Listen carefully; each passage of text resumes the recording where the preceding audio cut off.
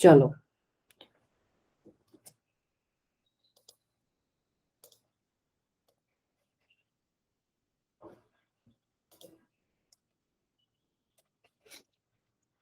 तो अगर हम सेल की बात करें तो सेल के शेप्स, साइज और पोटेंसी जो है वो डिफरेंट डिफरेंट होती है। डिफरेंट सेल्स के डिफरेंट फीचर्स हैं और उन्हीं फीचर्स के अकॉर्डिंग क्या है, उनकी शेप्स बनी हुई। ठीक है, ये जो हम पढ़ेंगे जैसे आरबीसी का क्या शेप है, ब्लड सेल का क्या शेप है, बोन सेल्स कैसी है, हम ये जब स्पेसिफिक सिस्टम्स पढ़ेंगे है ना, उनमें हम जाके देखेंगे। जैसे हम सर्कुलेटरी सिस्टम पढ़ेंगे तो उसमें देखेंगे आरबीसी कैसी का शेप क्या है, इसका शेप ऐसा क्यों है, इसके अंदर ऑर्गेनल्स एब्सेंट क्यों है ना। तो ये चीजें हम आगे देखेंगे। अगर लेकिन अभी हम देखें तो इनका शेप्स क्या होता है, हाईली डिफरेंट होता है। ऐसा नहीं है कि एक सेल का शेप जैसे हम ऐसे नॉर्मली शेप बनाते हैं ये ऐसा सभी का होगा। कोई सेल कैसी हो सकती है, कोई लॉन्ग भी हो सकती है ना, कोई कैसी होती है कि स्टार शेप भी होती है, कोई इरेगुलर शेप भी होती है। तो सेल का जो शेप है वो डिपेंड करता है उसकी फंक्शनिंग पर। ठीक है, उसके बाद है हमारा प्रोकैरियोटिक सेल। प्रोकैरियोटिक सेल कौन सी थी, बैक्टीरियल सेल को बोल रहे थे ना हम प्रोकैरियोटिक सेल। अभी हमने किस में देखा था, प्लांट उसमें किंगडम मोनेरा में, कि जो हमारी बैक्टीरियल सेल है वो कौन सी सेल थी, प्रोकैरियोटिक सेल। तो यहाँ पे देखो यही लिखा है कि कंपोनेंट क्या है, प्रोकैरियोटिक वो बैक्टीरियल सेल।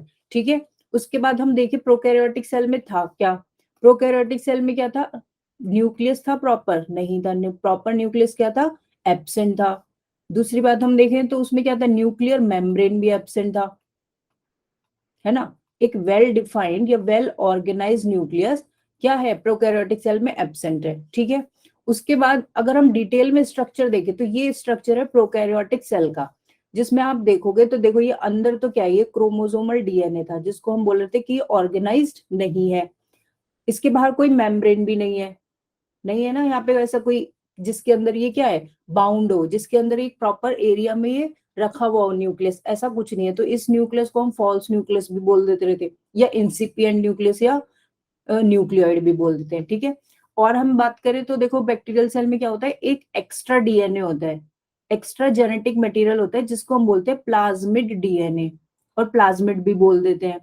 और एक्स्ट्रा अगर सेल ऑर्गेनल्स की बात करें तो इसमें सेल ऑर्गेनल्स भी एब्सेंट थे। ये देखा था ना हमने किंगडम मोनेरा में कि कोई सेल ऑर्गेनल प्रोकैरियोटिक सेल में नहीं होता, बस राइबोसोम्स प्रेजेंट होते हैं। ठीक है, ये याद रखना, राइबोसोम्स प्रेजेंट होते हैं। उसके बाद कुछ क्या होते हैं, सरफेस पे स्ट्रक्चर्स होते हैं, जो आउटर सरफेस है उस पे एक तो स्ट्रक्चर है फिम्ब्री और एक होता है पिलाई, यहाँ पे मेंशन नहीं है, एक होगा पिलाई। फिम्ब्री और पिलाई का भी अलग अलग फंक्शन है, वो हम आगे देखेंगे। अभी हम सिर्फ स्ट्रक्चर्स देखते हैं कौन कौन से इसमें होते हैं। ठीक है, एक हो गया फिम्ब्री, एक हो गया पिलाई। राइबोसोम्स का भी आगे देखेंगे। राइबोसोम्स का मेन फंक्शन क्या है, राइबोसोम्स बेसिकली प्रोटीन के सिंथेसिस में हेल्प कर रहे हैं। ठीक है, प्रोटीन्स बना रहे हैं वो, आगे देखेंगे कौन सा होता है और क्या काम करता है। ठीक है, फिर हो गया एक फ्लैजेला। फ्लैजेला का क्या रोल था, जैसे ये लंबे लंबे लिखे हैं थ्रेड लाइक स्ट्रक्चर्स, इनको हम बोल रहे हैं फ्लैजेला। और ये हेल्प किस लिए कर रहे हैं, ये करते हैं बैक्टीरियल सेल के लोकोमोशन में, मूवमेंट में हेल्प। ठीक है, अब सेल के अंदर ये तो सेल पूरा हो गया। ठीक है, ये थी बाहर इसकी क्या थी, सेल वॉल थी। सेल वॉल के अंदर क्या होगी, दूसरी लेयर होगी सेल मेम्ब्रेन, सेल मेम्ब्रेन। ठीक है, और इसके अंदर क्या होगा भाई, एक फ्लूइड होता है अंदर सेल के। ऐसा नहीं है कि सेल के अंदर कुछ होगा ही नहीं, वो खाली है। जो ये ऑर्गेनल्स है, ये न्यूक्लियड है, किसके अंदर होगा, एक साइटोप्लाज्म, ये सेमी फ्लूइड होता है, ये होता है साइटोप्लाज्म। नॉट ना तो डायरेक्ट लिक्विड होगा ना सॉलिड होगा, सेमी फ्लूइड होता है, वो उसको बोलते हैं साइटोप्लाज्म, जिसके अंदर क्या होंगी, हमारी सारी सेल ऑर्गेनल्स प्रेजेंट होंगी जो भी इसमें प्रेजेंट है। ठीक है, फिर हो गया प्लाज्मा मेम्ब्रेन। प्लाज्मा मेम्ब्रेन किसको बोलते हैं, सेल मेम्ब्रेन को ही बोल देते हैं। ठीक है, उसके बाद हो गया सेल वॉल, हमने देख ही लिया कि ये सेल के आउटर कवरिंग किसकी होगी, सेल वॉल की होगी। कभी कभी क्या होता है, सेल वॉल के बाहर भी एक और कवरिंग होती है एक्स्ट्रा, किसके केस में, बैक्टीरियल सेल्स की या प्रोकैरियोटिक सेल्स के केस में, उसको हम बोल देते हैं सेल एनवलप। ये भी डिफरेंट टाइप्स की होती है, ये हम आगे देखते हैं।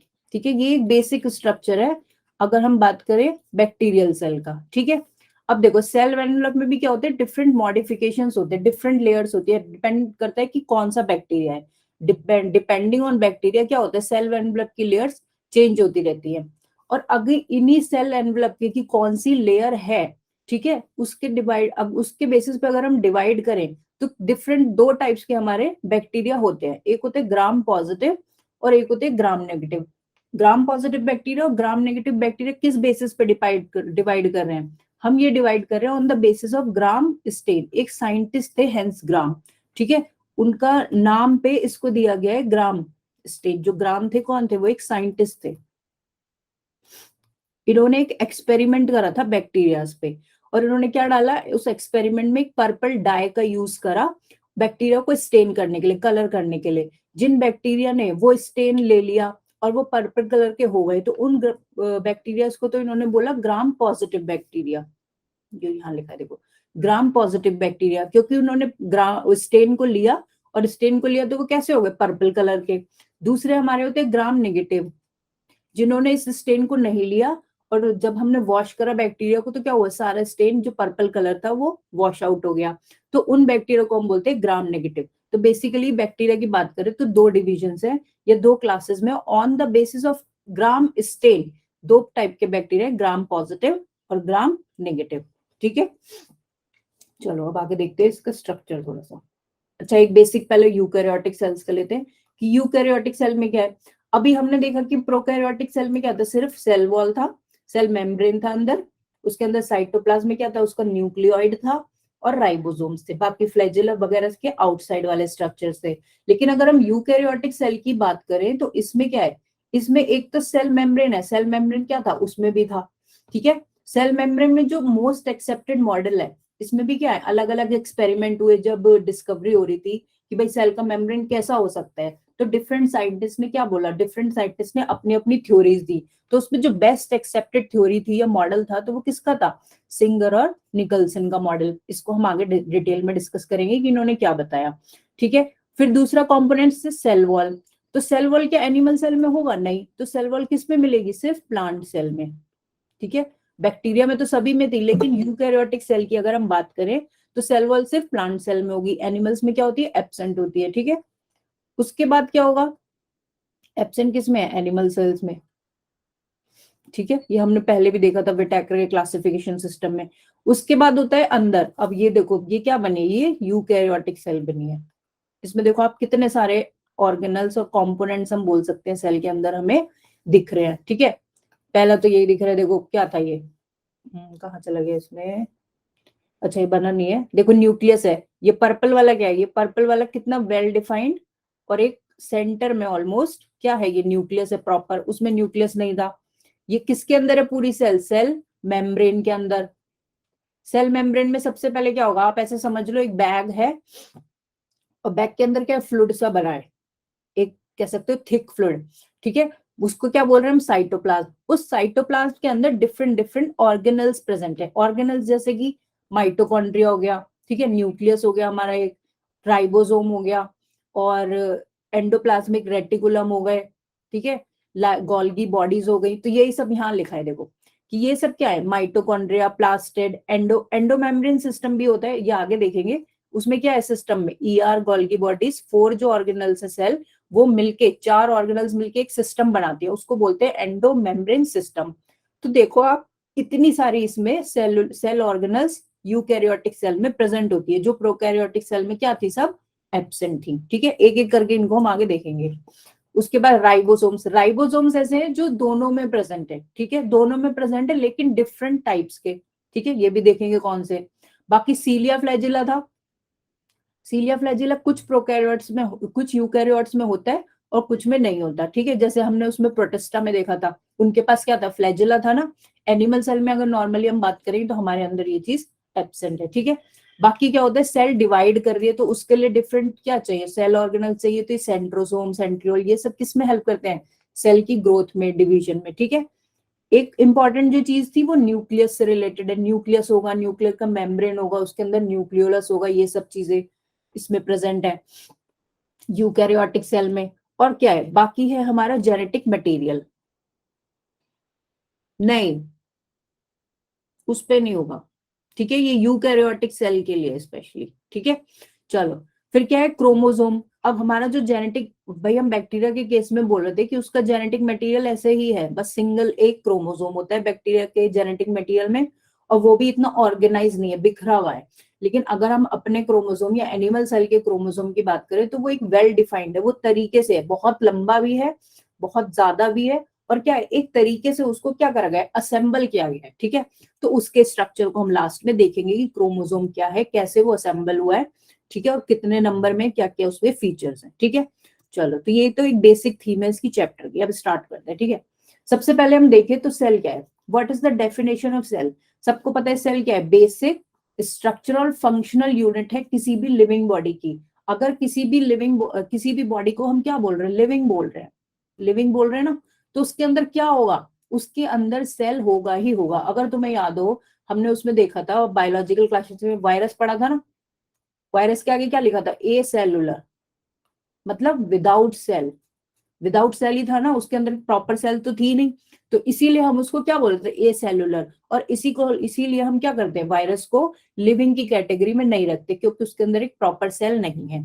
तो सेल की डेफिनेशन ही बोल रही है, क्योंकि कि सेल वो चीज है जो किसी भी बॉडी को लिविंग बनाती है, क्योंकि वो ही बेसिक यूनिट है लाइफ की।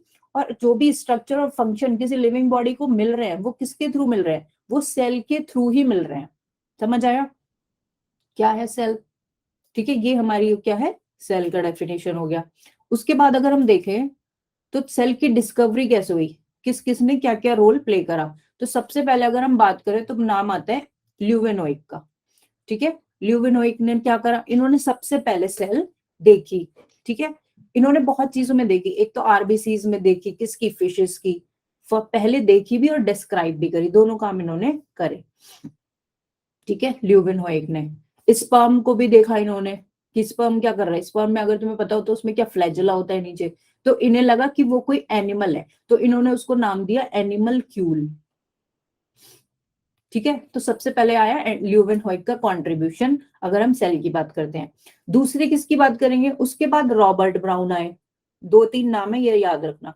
रॉबर्ट ब्राउन ने करा क्या, रॉबर्ट ब्राउन ने डिस्कवर करा न्यूक्लियस। ठीक है, रॉबर्ट ब्राउन रिलेटेड है न्यूक्लियस से, और ल्यूवेनहोइक किससे है, इन्होंने सबसे पहले एक सेल देखी और डिस्क्राइब करा उसको, जो भी इनका स्ट्रक्चर रहा होगा। और स्पर्म को भी इन्होंने क्या बोला, एनिमल क्यूल, क्योंकि उसमें फ्लैजिला था, तो इन्हें लगा कि शायद ये कोई बैक्टीरिया का फॉर्म है या कुछ भी ऐसा है। ठीक है, तीसरा जो नाम है इंपॉर्टेंट वो है रॉबर्ट हुक का। रॉबर्ट ने जो सबसे पहले दिया, इन्होंने टर्म दिया सेल। सेल इन्होंने किस में देखा, डेड कॉर्क। कॉर्क क्या होता है, कॉर्क पता है तुम्हें, कॉर्क होता है वो जो शैंपेन की बॉटल्स पे ढक्कन होता है, ऐसा देखा होगा अगर किसी ने, तो वो हार्ड होता है, वो लिविंग सेल्स नहीं होती, वो कैसी सेल होती है, डेड सेल्स होती है। तो इन्होंने उस कॉर्क में, ठीक है, हाँ वुड का होता है, जो वो बाहर का पोर्शन होता है पेड़ का, पुराने पेड़ का, वो कैसा है, वो उसको कॉर्क बोलते हैं, आउटर कवरिंग, तो उसमें डेड होती है सेल्स। तो उस स्ट्रक्चर को इन्होंने, जो भी इनका सिंपल माइक्रोस्कोप था उसके स्टडी से, उसकी हेल्प से स्टडी करा। तो इन्हें ना कुछ ऐसे हनी कॉम टाइप के, जैसे मधुमक्खी का छत्ता होता है उस टाइप से इन्हें कुछ स्ट्रक्चर्स दिखे उसमें, कॉर्क की सेल में। ठीक है, तो पहली बात ये है कि रॉबर्ट हुक ने टर्म दिया सेल, स्ट्रक्चर किसका स्टडी करा, कॉर्क का, और दिखा कैसा, वो हनी कॉम लाइक स्ट्रक्चर उन्हें कुछ दिखा उसके अंदर। ठीक है, तो ये इनका कॉन्ट्रीब्यूशन है, ऐसा करके इन्हें कुछ दिखा। फिर आते हैं श्लेडर एंड स्वान, ये इंपॉर्टेंट है। ये क्यों इंपॉर्टेंट है, इन्होंने सबसे पहले क्या करा, सेल थ्योरी प्रपोज करी, फाइनल थ्योरी इनकी नहीं थी, इन्होंने सेल थ्योरी प्रपोज की। इन्होंने बोला क्या, इन्होंने ये बोला कि सभी लिविंग ऑर्गेनिज्म किसके बने हैं, सभी लिविंग ऑर्गेनिज्म सेल के बने हैं। ठीक है, ये लिखा है देखो, all living organisms are composed of cell. हम जितने भी लिविंग ऑर्गेनिज्म है, कोई भी कैटेगरी का, प्लांट, एनिमल, बाकी भी बैक्टीरिया वगैरह, सब किसके बने हैं, सब सेल के बने हैं। And we all are products of cell. ठीक है, इतनी बात इन्होंने बोली। इसी थ्योरी को आगे बढ़ाया किसने, रुडोल्फ वर्च्यू ने, तो ये नाम भी याद होना चाहिए। ठीक है, इन्होंने बोला, इन्होंने ये तो बता दिया कि सेल के बने हैं, लेकिन इन्होंने ये श्लेडर एंड स्वान ने ये बताया कि भाई हम किसके बने हैं, सभी लिविंग ऑर्गेनिज्म सेल के बने हैं, लेकिन ये नहीं बता पाए कि सेल आई कहां से, सेल बन कैसे रही है। तो इस बात को बताया किसने, रुडोल्फ वर्च्यू ने। इन्होंने ये बताया कि भाई हर सेल किससे बन रही है, एक पुरानी सेल से ही बन रही है। कहने का मतलब क्या है, एक सेल जैसे एक सेल थी, उसी ने न्यू सेल को डेवलप करा है, ठीक है। तो एवरी सेल, इस बात को कैसे बोलेंगे, इसको बोलेंगे every cell arise from pre existing cell, ठीक है, समझ गए ना। तो ये जो न्यू सेल थी ये किससे अराइज हो रही है, जो प्री एग्जिस्टिंग ये वाली पुरानी वाली सेल थी, समझ आ गया। तो सेल थ्योरी में ये दो पॉइंट आते हैं, और दो साइंटिस्ट के नाम हो गए, तीन के हो गए बल्कि, एक हो गए श्लेडन, एक हो गए स्वान। इन दोनों ने एक साथ काम करा, श्लेडन एंड स्वान ने, और प्रपोज किया सेल थ्योरी को। लेकिन जो फाइनल सेल थ्योरी फॉर्मुलेट हुई, जो हम ये दो पॉइंट्स नीचे देख रहे हैं, ये तब हुई जब रुडोल्फ वर्क्यू ने उसमें ये ऐड करा कि all cell arise from pre existing cell, ठीक है। और इसी बात को अगर इन्होंने अपनी भाषा में, ये किसी और लैंग्वेज में है, आई थिंक ग्रीक में ऐसा कुछ होगा, ये तो इसको बोलते हैं ओमनिस सेलुला ई सेलुला, ठीक है। इसका मतलब यही है, every cell arise from pre existing cell. समझ आ गया यहां तक, ठीक है, ये इन्होंने बोला। और श्लेडन एंड स्वान की बात करें तो ये थे, श्लेडन थे बॉटनिस्ट, ठीक है, ये थे बॉटनिस्ट, इन्होंने प्लांट सेल पे काम करा। प्लांट सेल में इन्होंने क्या देखा कि प्लांट सेल में जितने भी प्लांट्स होते हैं उनकी सेल में क्या होता है, बाहर सेल वॉल होती है, ये बात इन्होंने नोट करी है। श्वान जो थे वो थे जूलॉजिस्ट, इन्होंने एनिमल सेल पे काम करा था। इन्होंने ये बोला था कि डिस्कवर जो करा इन्होंने, कि जो एनिमल की सेल होती है उसमें सेल वॉल नहीं होता, उसमें जो आउटर कवरिंग है, जो सबसे बाहर जो कवरिंग है वो प्लाज्मा मेम्ब्रेन है या सेल मेम्ब्रेन है, और सेल वॉल क्या होती है एनिमल सेल्स में, एब्सेंट होती है। इतनी बात इनका कॉन्ट्रीब्यूशन था। तो ये थ्योरी समझ में आ गई, ये इंपॉर्टेंट है, ठीक है। तीन साइंटिस्ट के नाम याद रखने, श्लेडन एंड स्वान एक साथ है, और फिर है रुडोल्फ वर्च्यू, जिनका मिला के क्या हुआ, एक फाइनल सेल थ्योरी हमारे पास आई। All living organism composed of cells and all cells arise from pre existing cells, ठीक है। चलो आगे देखते हैं अब। क्या मेरी साइड से तो आवाज फुल है बच्चा? सोनिया, आप दोबारा से ज्वाइन कर लो एक बार, बाकियों को सही आ रही है ना आवाज, ठीक है। हाँ चलो, उसके बाद देखते हैं शेप और साइज की। अगर हम बात करें तो अगर हम शेप पर देखो, यहाँ कितने सारे टाइप की जो हमारी बॉडी में ही सेल है, हाँ क्लियर है, दोबारा ज्वाइन कर लो सोनिया एक बार, ठीक है। तो अगर हम बात करें आरबीसीज कैसी है, राउंड है और बाइकॉनकेव है, ठीक है, ये राउंड भी है और ऐसी भी है, ठीक है। उसके बाद क्या है, डब्ल्यूबीसीज की अगर हम शेप देखें तो थोड़ी सी इरेगुलर शेप की होती है डब्ल्यूबीसीज। कुछ सेल हमारे इंटेस्टाइन में ऐसी है जो कॉलुमिनर है, ऐसी लंबी लंबी है, ठीक है, लॉन्ग एंड नैरो बोल सकते हैं। नर्व सेल देखो तो ये ऐसी होती है बिल्कुल ब्रांच और लॉन्ग, ठीक है। प्लांट्स में अगर हम देखें तो प्लांट्स में भी कुछ सेल ऐसी लंबी होंगी, जैसे ट्रकीड बनी हुई है यहाँ पे, ये किस में हेल्प करती है, ट्रांसपोर्ट में हेल्प करती है प्लांट में। कुछ होंगी बिल्कुल गोल गोल होंगी। तो डिफरेंट सेल डिफरेंट तरीके की है, अगर हम प्लांट की भी बात करें या एनिमल सेल की भी बात करें, ठीक है। तो जैसे कौन कौन सी शेप हो सकती है, क्यूबॉइड भी हो सकती है, कॉलमनर हो सकती है, पॉलीगोनल, थ्रेड लाइक कौन सी हो गई, नर्व सेल हो गई। इरेगुलर क्या, पिगमेंट जिसके अंदर होते हैं, जो पिगमेंट वाली सेल है वो इरेगुलर हो गई। थ्रेड लाइक कौन सी हो गई, जैसे ये थ्रेड से दिख रहे हैं ना नर्व सेल में। लिवर सेल कैसी है, पॉलीगोनल है, इनका कोई प्रॉपर एक स्ट्रक्चर ही नहीं होगा, ऐसे डिफरेंट शेप्स होंगे उसमें, ठीक है। कॉलमनर इंटेस्टाइन में होती है। जर्म सेल कैसी है हमारी, क्यूबॉइड है, थोड़ी सी ऐसी सी होंगी क्यूब की तरह। तो डिपेंड करता है कि सेल का फंक्शन क्या है, ठीक है, उसके फंक्शन पे बहुत डिपेंड करता है कि उसका स्ट्रक्चर सेल का कैसा होगा, ठीक है। ये एक इंपॉर्टेंट बात हो गई यहाँ पे, ठीक है। बाकी ये तुम्हें पता है कि माइकोप्लाज्मा क्या है, स्मॉलेस्ट सेल है ना, स्मॉलेस्ट सेल है। और लार्जेस्ट सेल जो अभी तक का हमें पता है वो ऑस्ट्रिच का एग है, ऑस्ट्रिच एग को बोलते हैं हम लार्जेस्ट लार्जेस्ट सेल, ठीक है। तो ये डिफरेंट शेप्स हो गई सेल की। अब आगे देखो, अब स्टार्ट करते हैं हमारा प्रोकैरियोटिक सेल, थोड़ा सा डिटेल में देखेंगे इसको। प्रोकैरियोटिक सेल की अगर हम बात करें तो प्रोकैरियोट में क्या क्या आते हैं, ये सबको क्लियर है कि बैक्टीरिया आएगा, और साइनोबैक्टीरिया क्या था, ये ब्लू ग्रीन एलगी क्या है, साइनोबैक्टीरिया, ये ना। दूसरा हमने देखा माइकोप्लाज्मा था किंगडम मोनेरा में, और पीपीएलओ, पीपीएलओ भी क्या है, माइकोप्लाज्मा ही है, ठीक है। तो प्रोकैरियोटिक सेल में ये थे। बाकी हमने देखा था कि प्रोकैरियोटिक सेल क्या करती है, रैपिडली डिवाइड करती है, कितनी देर बाद, एवरी 20 मिनट्स बाद ऑलमोस्ट वो सेल डिवाइड हो जाती है, ठीक है। बेसिक शेप्स हमने उसमें चैप्टर में देखे थे कि चार हैं, कोकाई, बैसिलस, स्पाइरलम और विब्रियो, ठीक है। ये हमने अपने किंगडम मोनेरा में देख लिया था कि भाई चार शेप हैं, और बैक्टीरियल सेल कौन कौन सी होती हैं। ठीक है अभिषेक, बढ़े आगे। आपको ये स्लाइड मिल जाएगी, मैं शाम तक अपलोड कर दूंगी, ठीक है। चलो देखो, फिर इसके बाद क्या था, प्रोकैरियोटिक सेल हमने फर्स्ट स्लाइड में डिस्कस करा कि उसमें क्या क्या है, सेल वॉल है। अब यहाँ पे भी देख लो, देखो डायग्राम में सबसे बाहर क्या दिख रहा है आपको। पहले हमें, अगर जितनी हमें नॉलेज है अभी तक हम देखें, तो सबसे पहले क्या थी, एक सेल वॉल थी। ये नहीं, देखो सेल वॉल किसकी बनी थी, पेप्टिडोग्लाइकिन की, ये वाली जो दिख रही है बीच में, ठीक है। ये क्या हो गई, सेल वॉल हो गई, ठीक है। सेल वॉल के अंदर क्या हो गया, एक सेल मेम्ब्रेन हो गया, ठीक है। ये हो गया सेल मेम्ब्रेन, ठीक है। जो ये ग्रीन वाली दिख रही है तुम्हें, ग्रीन दिख रही है ना, एक अंदर वाली डायग्राम तो दिख रहा है ना। हाँ, तो ये क्या हो गई हमारी सेल के अंदर सेल वॉल, आउटर मोस्ट क्या है, सेल वॉल। उसके बाद अंदर होगी सेल मेम्ब्रेन, ठीक है। और अंदर चलते हैं, देखो उसके बाद सेल मेम्ब्रेन लिखा है। सेल मेम्ब्रेन के अंदर होगा सेमी साइटोप्लाज्म। ये क्या होता है, फ्लूइड टाइप का स्ट्रक्चर होता है, फ्लूइड लाइक। यहाँ क्या होगा, पूरा साइटोप्लाज्म फिल्ड होगा सेल के अंदर, ठीक है। ये दिखा दिया इन्होंने, जो ये ग्रीन सा दिख रहा है ये हो गया हमारा साइटोप्लाज्म, ग्रीन के अंदर जो आएगा, ठीक है। उस साइटोप्लाज्म के अंदर क्या होगा, हमारा न्यूक्लियोइड होगा, जिसमें क्या होता है हमारा जेनेटिक मटेरियल। ये जो ब्लू सा दिया है इरेगुलर शेप का, ये क्या हो गया हमारा जेनेटिक मटेरियल, जो भी है जैसा भी है तो जेनेटिक मटेरियल वो चीज होगी। उसके अंदर क्या होगा, राइबोसोम्स होंगे, ठीक है। राइबोसोम्स हो गए। अब यहाँ देखो लिखा है नो वेल डिफाइंड न्यूक्लियस, ये तो हमें पता है कि न्यूक्लियस कैसा है, कोई प्रॉपर नहीं है, वेल डिफाइंड नहीं है, ठीक है। जेनेटिक मटेरियल की अगर हम बात करें तो क्यों बोल रहे हैं इसको नेकेड, नेकेड इसीलिए बोल रहे हैं क्योंकि इसके बाहर कोई भी कवरिंग है नहीं, है ना, न्यूक्लियर मेम्ब्रेन एब्सेंट है। तो इसलिए इसको बोल रहे हैं कि न्यूक्लियर जेनेटिक मटेरियल जो भी है बैक्टीरियल सेल का या प्रोकैरियोटिक सेल का, वो कैसा है, वो नेकेड है। ये वर्ड याद रखना, नेकेड, ठीक है।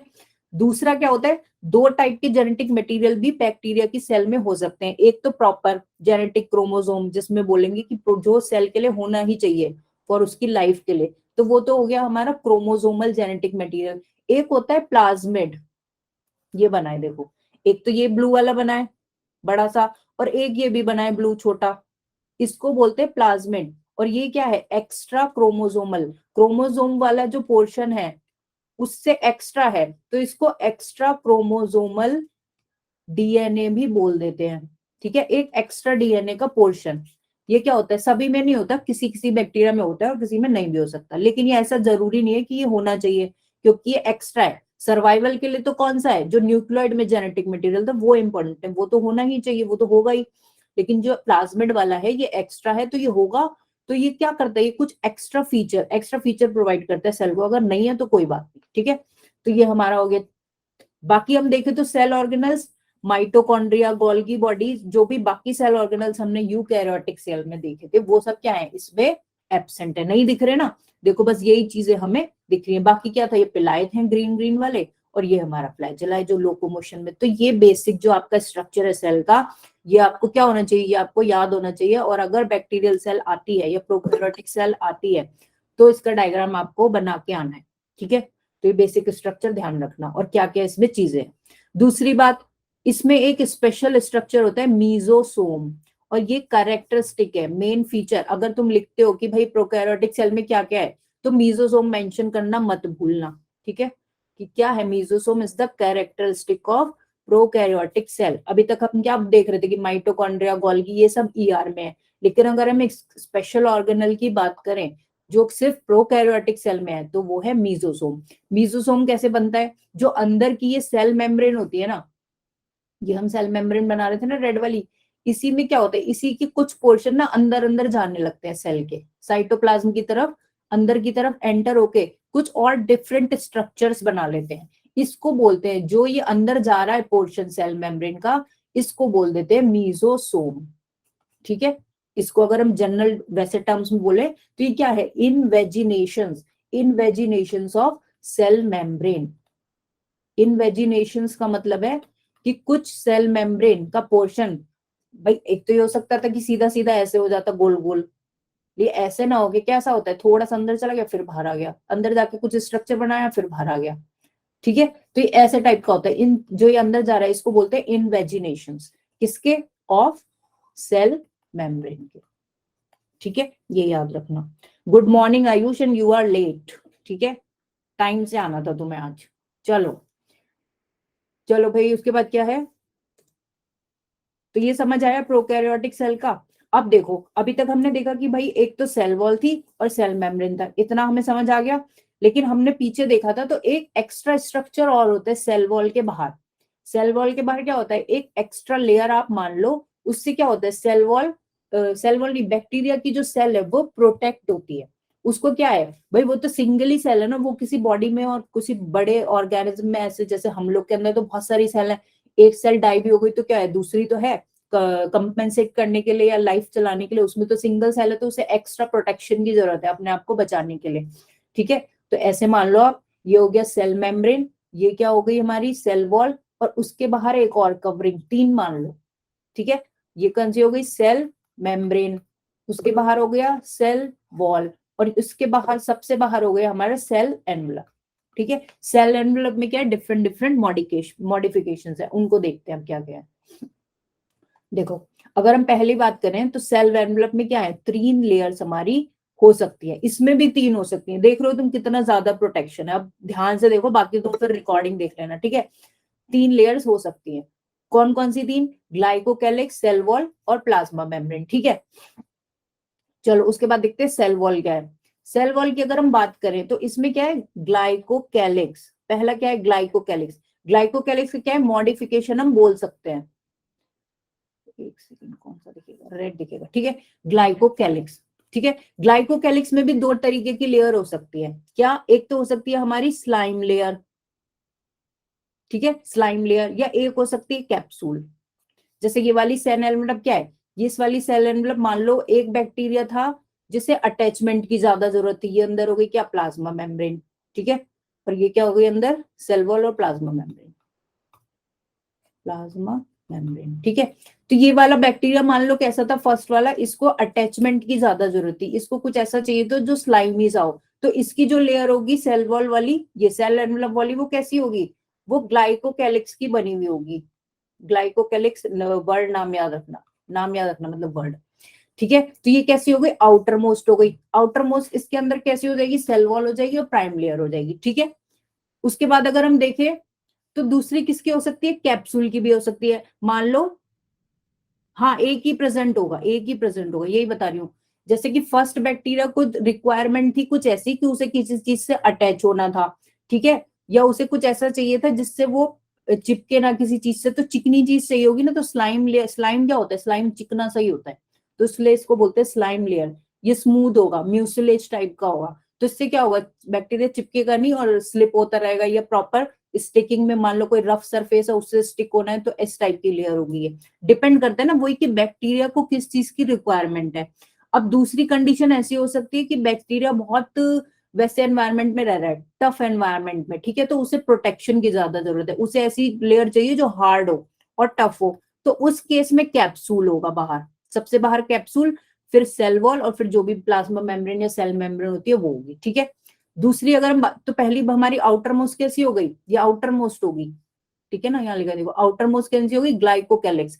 ग्लाइकोकैलिक्स में भी या तो स्लाइम वाली लेयर होगी, स्मूथ वाली, या फिर हार्ड वाली होगी, कैप्सूल, दोनों में से एक ही होगी, ठीक है।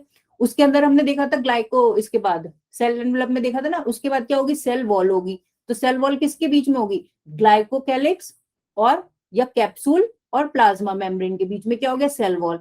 सेल वॉल एक हार्ड लेयर है, हमने देखा था किसकी बनी है, इंटरचेंजेबल होती नहीं, चेंज थोड़ी हो जाएगी, अंदर से बाहर थोड़ी आएगी लेयर, नो, फिक्स है ये तो, ठीक है। प्लाज्मा मेम्ब्रेन तो अंदर ही रहेगी ना, बाहर थोड़ी आ जाएगी, ठीक है। चलो उसके बाद देखा हमने क्या है, ग्लाइकोकैलिक्स के नीचे या सेल एनवलप में हम देखेंगे, उसके बाद क्या थी, ये सेल वॉल। सेल वॉल किसकी थी, पेप्टिडोग्लाइकिन की, देखा था ना उसमें मोनेरा वाले में, पेप्टिडोग्लाइकिन किसका बना था, पॉलीसेकेराइड और अमीनो एसिड का। तो सेल वॉल एक हार्ड लेयर है, तो ये क्या प्रोवाइड करेगी, एक प्रॉपर शेप, हार्ड चीज चाहिए ना कोई प्रॉपर शेप, जिससे क्या हो, वो कहीं भी जा रहा है या टकरा रहा है या कुछ भी हो रहा है तो उसका एक प्रॉपर शेप बना रहा है, तो क्या सपोर्ट करेगी, ये सपोर्ट करेगी सेल का शेप, और प्रोटेक्ट तो करेगी ही करेगी, ठीक है। तो इसका क्या हो गया फंक्शन, कि cell wall helps in protection of the cell, ये किसके नीचे होगी, ग्लाइकोकैलिक्स के नीचे आ गई, ठीक है।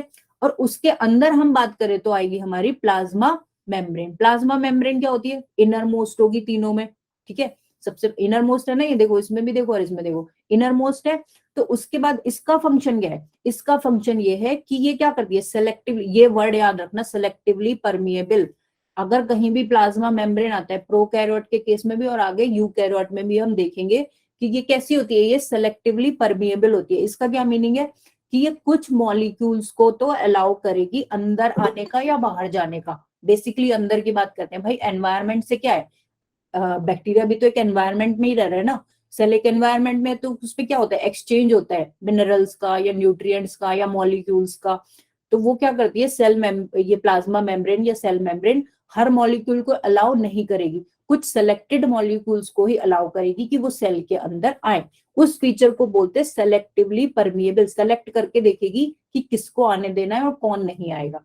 परमिएबल का मतलब होता है कि एंटर करना, या उसमें क्या है, पोरोसिटी है, उसमें पोर्स होंगे और उसके थ्रू क्या होगा, कोई भी मॉलिक्यूल क्या होगा, अंदर आएगा सेल के।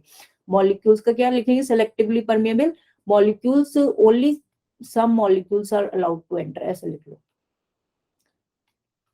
ठीक है, सेलेक्ट करके, ठीक है। तो ये फीचर जो है सेलेक्टिवली परमिएबल, सेलेक्टिव परमिएबिलिटी भी बोल देते हैं, ये फीचर किसका है? ये फीचर प्लाज्मा मेम्ब्रेन का है। क्योंकि प्लाज्मा मेम्ब्रेन के अंदर हम देखें तो क्या था, फिर तो साइटोप्लाज्म ही आ गया ना, नॉर्मल सेल ही आ गई उसके अंदर। तो इसका ये फीचर है भाई, एक प्रोटेक्शन भी तो जरूरी है, कि ऐसा तो नहीं है ना कि एक तरीके से गेट मान लो, उस गेट में लेकिन सब नहीं घुस सकते, उसमें जिसको ये अलाउ करेगी वही चीज आ सकती है, ठीक है। अब दूसरा इसमें लिखा है नीचे मीजोसोम। मीजोसोम तुमने देखा, हमें हमने पीछे डिस्कस करा था यहाँ पे, देखा था ना। तो ये किसका था? ये सेल मेम्ब्रेन को ही बोलना है प्लाज्मा मेम्ब्रेन, कंफ्यूज मत हो जाना, ठीक है। तो ये किसका था? इसी के इन्वेजिनेशन थे ना, ये अंदर अंदर जो चल रहे थे, सेल मेम्ब्रेन या प्लाज्मा मेम्ब्रेन के। तो ये क्या है? एक मीजोसोम क्या है? मॉडिफिकेशन है किसका? प्लाज्मा मेम्ब्रेन का या सेल मेम्ब्रेन का, ठीक है। तो अगर हम देखें तो सेल एनवेलप में कितनी लेयर है? 3 लेयर हो गई। सबसे बाहर वाली ग्लाइकोकेलेक्स, उसके बाद सेल वॉल हो गई, और उसके बाद क्या हो गया? Plasma membrane.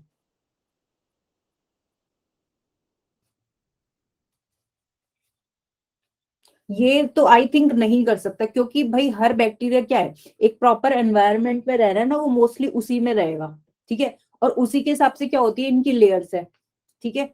जिनमें कैप्सूल है वो मोस्टली ऐसे बैक्टीरिया होते हैं तो टफ एनवायरनमेंट रहते हैं, जो टॉक्सिन प्रोड्यूस कर रहे हैं, ठीक है। या जो क्या है, पैरासाइट है, पैरासाइट होगा तो क्या उसमें कैप्सूल होना जरूरी है, क्योंकि उसको एंटीबायोटिक से बचना है, उसे क्या है, हार्श एनवायरनमेंट से बचना है। तो आई थिंक ऐसा नहीं है कि ग्लाइकोकेलिक्स आज थी और कल को उसने कैप्सूल बना लिया, क्योंकि ये भी ग्राम पॉजिटिव और ग्राम नेगेटिव बैक्टीरिया पे भी बहुत ज्यादा डिपेंड करता है, अगर पॉजिटिव है या नहीं। मोस्टली बोलते हैं जो ग्राम नेगेटिव बैक्टीरिया होते हैं वो ज्यादा पैथोजेनिक होते हैं, जो पैथोजेनिक कैटेगरी में। तो ये आई थिंक फिक्स होता है, ऐसा नहीं है कि चेंज कर लेगा कंडीशन के हिसाब से, ठीक है। चलो, तो ये समझ में आ गया पूरा स्ट्रक्चर, ये इंपॉर्टेंट है चीजें, ठीक है ना। बोलो भाई। Cell wall, glycocalyx, plasma membrane, slime layer, capsule, समझ में आई चीजें। बाकी हम दोबारा जब देखेंगे तो ज्यादा डिटेल में देखेंगे, फिलहाल के लिए तुम एग्जाम के हिसाब से देख लो, बस टर्म्स क्लियर होने चाहिए, है ना।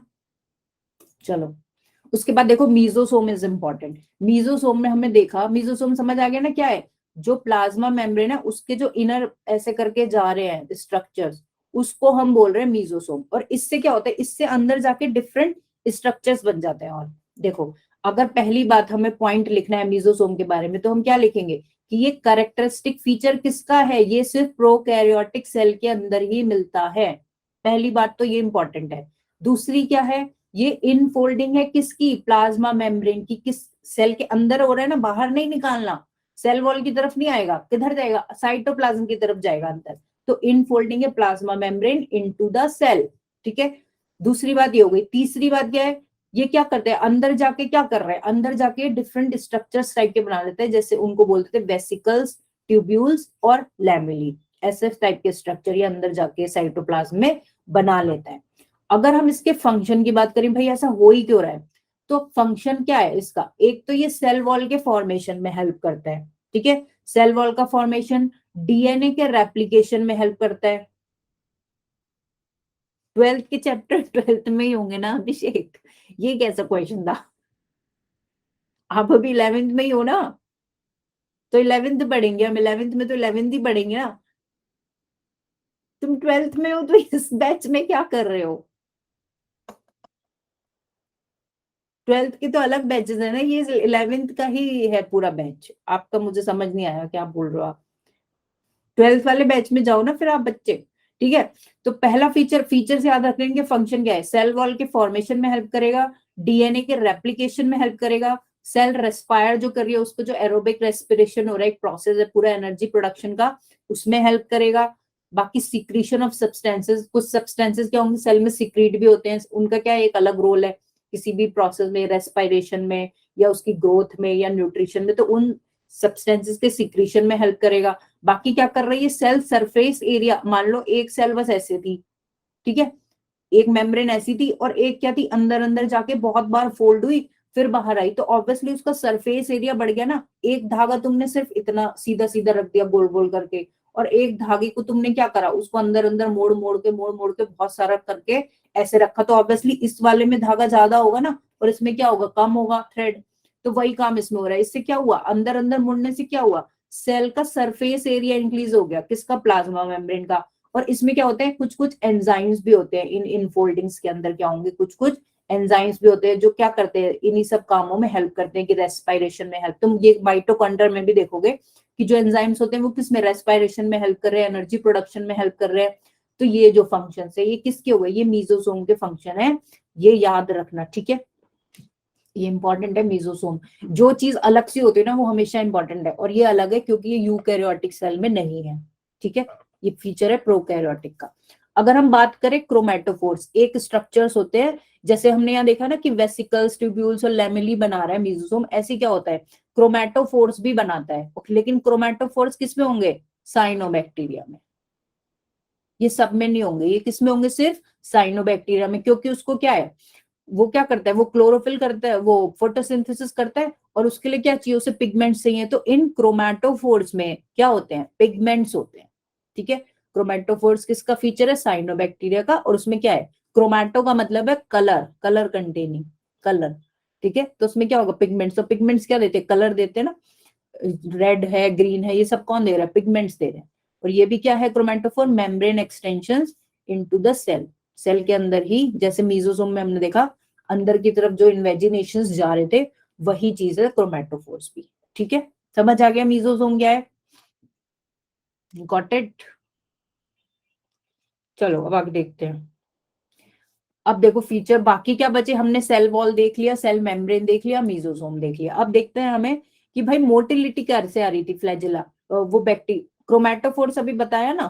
क्रोमैटोफोर्स क्या है, जैसे मीजोसोम अंदर जाके बना रहे थे ना सेल के, ऐसे ही देख, ऐसे ही ये है क्रोमैटोफोर्स, लेकिन इनका स्पेशल फीचर क्या है, ये कलर, ये पिगमेंट स्टोर कर रहे हैं अपने अंदर। क्रोमैटोफोर्स क्या स्टोर कर रहे हैं अपने अंदर, पिगमेंट्स। और पिगमेंट्स किसके लिए जरूरी है, जो फोटोसिंथेसिस कर रही है, साइनोबैक्टीरिया। तो क्रोमैटोफोर्स किस में होंगे, सिर्फ साइनोबैक्टीरिया वाली सेल में होंगे, ठीक है। दो बातें याद रखनी है, साइनोबैक्टीरिया और पिगमेंट्स, ठीक है। बने किससे, ऐसे ही बने प्लाज्मा मेम्ब्रेन से, जो अंदर जाके बना रही थी, ठीक है। चलो उसके बाद देखो, फ्लैजिला था किसके लिए, फ्लैजिला क्या प्रोवाइड कर रहा था, लोकोमोशन दे रहा था।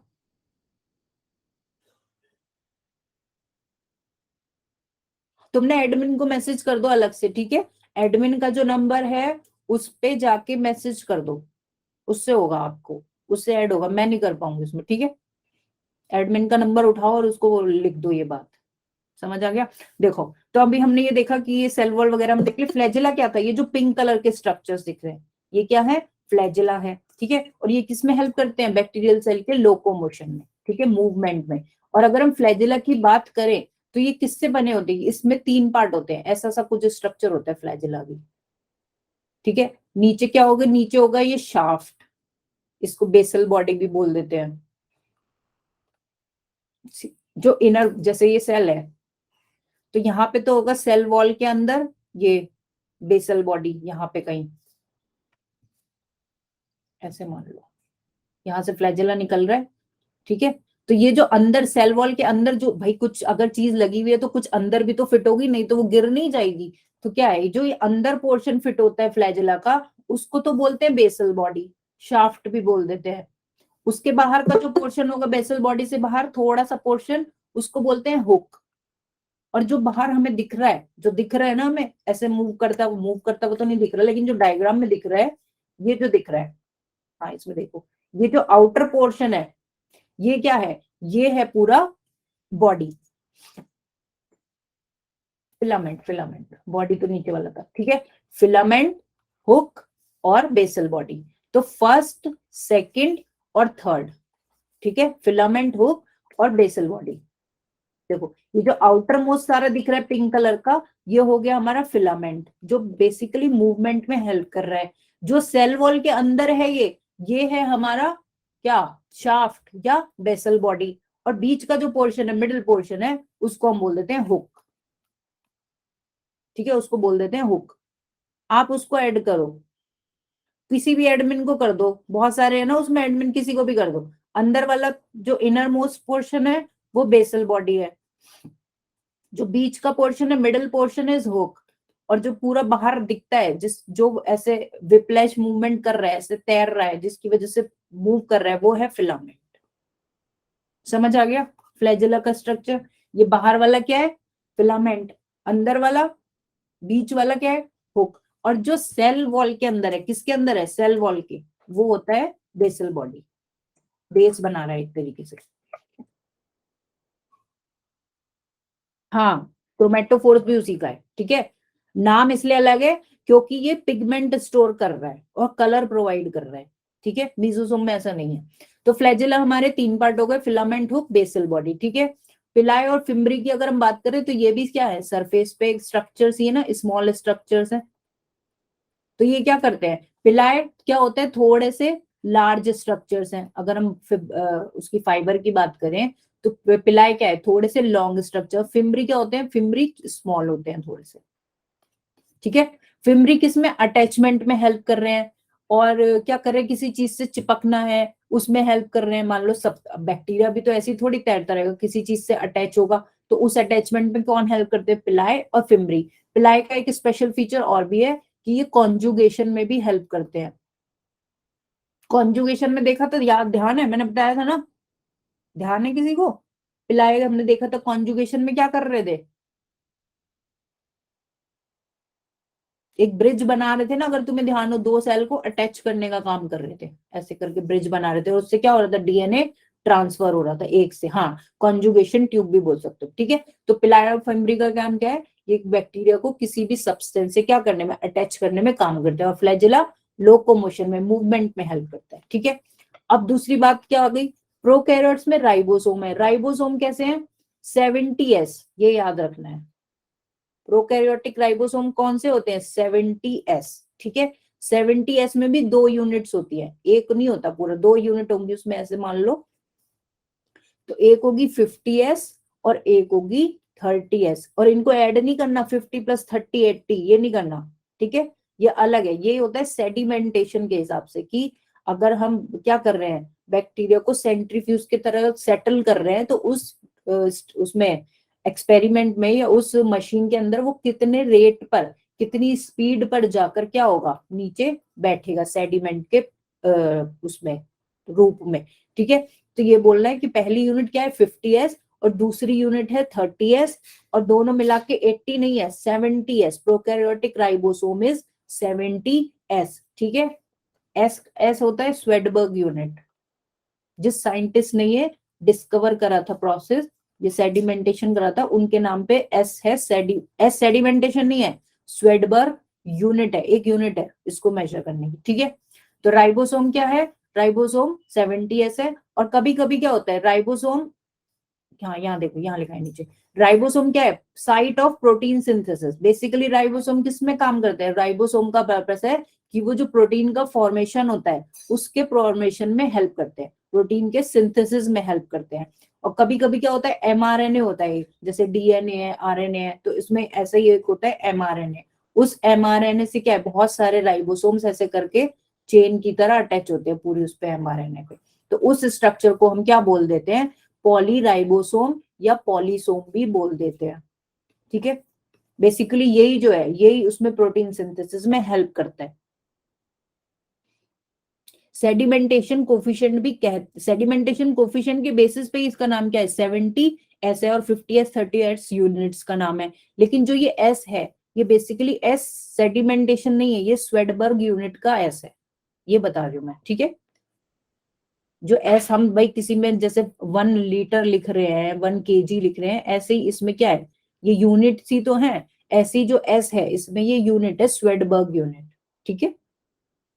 चलो, तो पॉलीराइबोसोम समझ में आया। एमआरएनए ऐसा एमआरएनए जिसपे बहुत सारे राइबोसोम्स क्या है, ऐसे लगे हुए, चिपके हुए, साथ में अटैच है, तो उस स्ट्रक्चर को बोलते हैं पॉलीराइबोसोम या पॉलीसोम, ठीक है। दूसरी हमारी जो लास्ट बात है वो है कि रिजर्व मटेरियल। अब क्या होगा, बैक्टीरिया की सेल में कुछ ऐसे स्ट्रक्चर्स भी होते हैं जो क्या करते हैं, कुछ कंपोनेंट्स को, कुछ न्यूट्रिएंट्स को या कुछ वेस्ट प्रोडक्ट्स को क्या करेंगे, स्टोर करके रखेंगे। तो ऐसी बॉडीज जो ये काम करती हैं उनको बोलते हैं इंक्लूजन बॉडीज। ये क्या करती है, रिजर्व मटेरियल को स्टोर करती है। कौन कौन से मटेरियल हो सकते हैं, फॉस्फेट के ग्रेन्यूल्स हो सकते हैं, ग्लाइकोजन हो सकता है, ठीक है। ऐसी बहुत तरीके की चीजें हो सकती है जिनको ये स्टोर करती है। बेसिकली इनका काम क्या हो गया, स्टोरेज करना, रिजर्व मटेरियल को स्टोर करना। एग्जाम्पल क्या होगा इनके, फॉस्फेट ग्रेन्यूल, ग्लाइकोजन ग्रेन्यूल्स, ठीक है। अब होते हैं, एक होते हैं वैक्यूल्स। वैक्यूल्स क्या, ये भी ऐसे सर्कुलर से स्ट्रक्चर होंगे थोड़े से, और इनमें क्या होगा डिफरेंट, इनका ये यूकैरियोटिक सेल्स में भी देखेंगे हम आगे। इनका पर्पस भी क्या है, इनका पर्पस भी एक तरीके से स्टोरेज ही है। लेकिन अगर हम प्रोकैरियोटिक सेल की बात करें तो उसमें वैक्यूल क्या है, उसमें गैस वैक्यूल होता है। गैस वैक्यूल बोल लो या एयर वैक्यूल बोल लो, एयर वैक्यूल। ये क्या करते हैं, ये बेसिकली मिलेंगे पहली बात तो किसके अंदर, ब्लू ग्रीन एल्गी यानी कि साइनोबैक्टीरिया के अंदर। पर्पल और ग्रीन जो फोटोसिंथेटिक बैक्टीरिया है उनके अंदर प्रेजेंट होंगे। और ये काम क्या करेंगे, ये बेसिकली सेल को, गैस अगर भरी हुई है, मान लो थोड़ा सा गैस का पोर्शन, जैसे गुब्बारे में भी गैस भरा हुआ है, तो उससे क्या होगा, वो हल्का हो जाएगा ना, क्या होगा, तो यही फीचर यहाँ पे प्रोवाइड करे। ये क्या दे रहे हैं इनको, बायंसी दे रहे हैं, ठीक है। फ्लोट करने की एक वो दे रहे हैं कि कैसे फ्लोट करेगा, अगर उसमें गैस होगी वो हल्का होगा, तो हल्का होकर क्या होगा, वो तैर सकता है इजिली। तो ये बायंसी प्रोवाइड करते हैं गैस वैक्यूल्स, किसको, साइनोबैक्टीरिया। मेन तो साइनोबैक्टीरिया याद रखना तुम, बाकी ये पर्पल और ग्रीन वाले सब बैक्टीरिया भी हो सकते हैं, ठीक है। समझ आ गया यहाँ तक, ठीक है। एक यहाँ तक तो देख ही लो, यूकैरियोटिक सेल इसके बाद देखेंगे। उसके बाद देखो जल्दी से, इसमें क्या है फिर, जेनेटिक मटेरियल हमने देखा था कि कैसा है, जेनेटिक मटेरियल कैसा था, नेकेड था ना, क्योंकि प्रॉपर क्या था उसमें, न्यूक्लियर मेम्ब्रेन एब्सेंट था। रिजर्व मटेरियल का मतलब है कोई भी जैसे वेस्ट मटेरियल भी हो सकता है भाई, सेल के अंदर कुछ वेस्ट भी तो प्रोड्यूस होगा, और कुछ चीज ऐसे भाई रिजर्व मटेरियल अगर वो रख रिजर्व ऐसा, भाई हम घर में भी क्या होता है, ऐसा तो नहीं होता ना कि हम जब खाना बनाना है तभी चीज लेके आएंगे दुकान से, उतनी बनाया और खा लिया। थोड़ा सा स्टोरेज तो हर कोई रखता है ना। तो वही आप यहाँ समझो कि ये भी क्या करेंगे, कुछ चीजों को स्टोर करके रखेंगे, कुछ चीजों को, भाई अगर मान लो एडवर्स कंडीशन की हम बात कर रहे थे, वो स्पोर बना रहा था, तो ऐसी कंडीशन में कुछ तो फूड होना चाहिए, कुछ रिजर्व होना चाहिए। कभी कभी क्या होता है, वेस्ट को भी स्टोर करना पड़ता है, जिससे क्या हो, बाकी सेल डिस्ट्रॉय ना हो, बाकी सेल में कुछ भी इम्प्रॉपर फंक्शनिंग ना हो, तो वो काम करते हैं इंक्लूजन बॉडीज। एक तो फूड को स्टोर कर सकते हैं, एक्स्ट्रा वेस्ट मटेरियल को स्टोर कर सकते हैं, ठीक है। समझ आ गया, रिजर्व मटेरियल से ये मतलब है। साइटोप्लाज्म हो गया, उसमें वेस्ट, बहुत वेस्ट, भाई सेल में वेस्ट भी तो आ रहा है ना, भाई फंक्शनिंग हो रही है, कुछ केमिकल रिएक्शंस चल रहे हैं, उनके थ्रू क्या होगा, कुछ कंपाउंड्स प्रोड्यूस होंगे, और वो मान लो सेल के लिए यूजफुल नहीं है तो उनको हटाना पड़ेगा, तो वो क्या होते हैं, वो वैक्यूल्स में चले जाते हैं, इंक्लूजन बॉडीज में चले जाते हैं, ऐसा है। चलो, अभी ये यूकैरियोटिक सेल्स में भी आएगा, लेकिन इंक्लूजन बॉडी नाम याद रखना, ठीक है। तो अगर हम बात करें जेनेटिक मटेरियल की, तो हमने देखा था कैसा है, वो नेकेड है, क्योंकि उसके अंदर क्या है, न्यूक्लियर मेम्ब्रेन प्रॉपर, ऐसे जो न्यूक्लियर मेम्ब्रेन था उसकी आउटर कवरिंग एब्सेंट थी, ठीक है। नॉट वेल ऑर्गेनाइज, ये हमने देख लिया। और उसको क्या बोल रहे थे हम, न्यूक्लियस नहीं बोल रहे थे, न्यूक्लियोइड बोलते हैं, ठीक है। अगर हम इसके क्रोमोजोम की बात करें तो बैक्टीरिया में कैसा क्रोमोजोम है, सिंगल ही एक ही क्रोमोजोम है, एक ही क्रोमोजोम है, और वो भी कैसे, सर्कुलर, इस टाइप का कुछ ऐसा क्रोमोजोम इनके पास, या डीएनए हम बोल सकते होता है, ठीक है। दूसरी बात हमने देखी थी प्लाज्मिड, देखा था ना सेल में, एक तो यहाँ पे था ऐसे करके, ठीक है। दूसरा क्या था, एक एक्स्ट्रा डीएनए और था, उसी एक्स्ट्रा डीएनए को हम क्या बोलते हैं, प्लाज्मिड, प्लाज्मिड, ठीक है। तो वो क्या है, प्लाज्मिड एक्स्ट्रा डीएनए है, ये भी कैसा है, स्मॉल और सर्कुलर क्रोमोसोम है छोटा सा, ठीक है। ये किसके बाहर होता है, ये कभी भी इसके साथ ऐसे लिंक हो भी सकता है, लेकिन मोस्टली क्या होता है, ये एक्स्ट्रा है, तो ये क्या होगा, आउटसाइड होगा जीनोमिक डीएनए। ये वाला तो क्या है, जीनोमिक डीएनए है, जिसमें मेन इंफॉर्मेशन है इसकी, ठीक है, मेन इंफॉर्मेशन है। लेकिन ये फॉर सर्वाइवल के लिए नहीं है प्लाज्मिड। सर्वाइवल के लिए कौन सा है, जीनोमिक डीएनए। प्लाज्मिड क्या करता है, कुछ स्पेशल फीचर प्रोवाइड करता है। क्या स्पेशल फीचर, जैसे कि रेजिस्टेंस टू एंटीबायोटिक्स। जिसके अंदर प्लाज्मिड, जिस बैक्टीरिया के अंदर प्लाज्मिड होगा, वो क्या होगा, वो थोड़ा सा एक्स्ट्रा रेजिस्टेंट होगा, उसके पास एक्स्ट्रा प्रोटेक्शन होगी एंटीबायोटिक्स के अगेंस्ट। एक फीचर तो ये हो गया, फंक्शन हो गया। दूसरा प्लाज्मिड का फंक्शन क्या हो सकता है, जिसके अंदर प्लाज्मिड होगा उसके पास क्या है, ज्यादा फर्टिलिटी, ज्यादा रिप्रोडक्शन करने की कैपेसिटी भी हो सकती है, ठीक है। इन पे भी डिपेंड करता है कि किस टाइप का प्लाज्मिड है। एक होते हैं आर प्लाज्मिड, एफ प्लाज्मिड, है ना, इस टाइप से होते हैं। आर प्लाज्मिड क्या करेगा, रेजिस्टेंस प्रोवाइड करेगा। एफ प्लाज्मिड क्या है, रिप्रोडक्शन फास्ट होगा उसमें। तो ये क्या है, प्लाज्मिड का एक रोल है। तो इसलिए सर्वाइवल के नहीं है, सर्वाइवल के लिए क्या है, जीनोमिक डीएनए। ये क्या प्रोवाइड कर रहा है, एक्स्ट्रा फीचर्स, इसलिए हम इसको बोल रहे हैं एक्स्ट्रा डीएनए। होता कैसे है, ये भी स्मॉल और सर्कुलर, ठीक है, प्रेजेंट आउटसाइड जियोनिक, जीनोमिक डीएनए के आउटसाइड होगा, और एक्स्ट्रा जेनेटिक मटेरियल भी हम इसे बोल देते हैं, ठीक है। तो प्लाज्मिड एक स्पेशल फीचर है, तो ये चीज ध्यान रखनी है, ठीक है। तो ये हमारा था ऑलमोस्ट प्रोकैरियोटिक सेल के बारे में, ठीक है। थोड़ा सा यहाँ देख लेते हैं कि क्या डिफरेंस है इन दोनों में और क्या सिमिलैरिटीज है। एक बार, प्रोकैरियोटिक सेल कैसी होती है, स्मॉल है, थोड़ी सिंपल है, क्योंकि इसके अंदर ज्यादा सेल ऑर्गेनल्स एब्सेंट है, नहीं प्रेजेंट होते, ठीक है ना। यूकैरियोटिक सेल लार्ज है और कॉम्प्लेक्स है due to different types of cell organelles. Size की बात हम करें तो 1 से 10 होता है, 5 तक भी मान सकते हो, और यूकैरियोटिक सेल मोस्टली 10 माइक्रोमीटर से ऊपर होती है, ठीक है। प्रोकैरियोटिक सेल कैसी होती है, यूनिसेलुलर, सिंगल ही सेल होती है। और जो यूकैरियोटिक सेल है वो यूनी मल्टी दोनों हो सकती है। यूनी किसके केस में थी, प्रोटिस्टा के केस में सिंगल ही सेल थी ना, और बाकी जो प्लांट्स एनिमल्स इसमें क्या है, सब में मल्टी सेलुलर है। न्यूक्लियस एब्सेंट है, ठीक है। यहाँ पे क्या है, यूकैरियोटिक में न्यूक्लियस इज प्रेजेंट। इनका डीएनए कैसा होता है, सर्कुलर, ठीक है, ऐसा सा कुछ होगा। इनका, हमारा कैसा होता है, लीनियर, ऐसा नहीं होता, वो ऐसा होता है सिंपल, ठीक है, ऐसे ऐसे हुआ लीनियर। अभी हम आगे जब देखेंगे तब समझ में आएगा, ठीक है। अगर क्रोमोसोम, ये इतनी जरूरत नहीं है क्रोमोसोम, ये सब हम बाद में देखेंगे।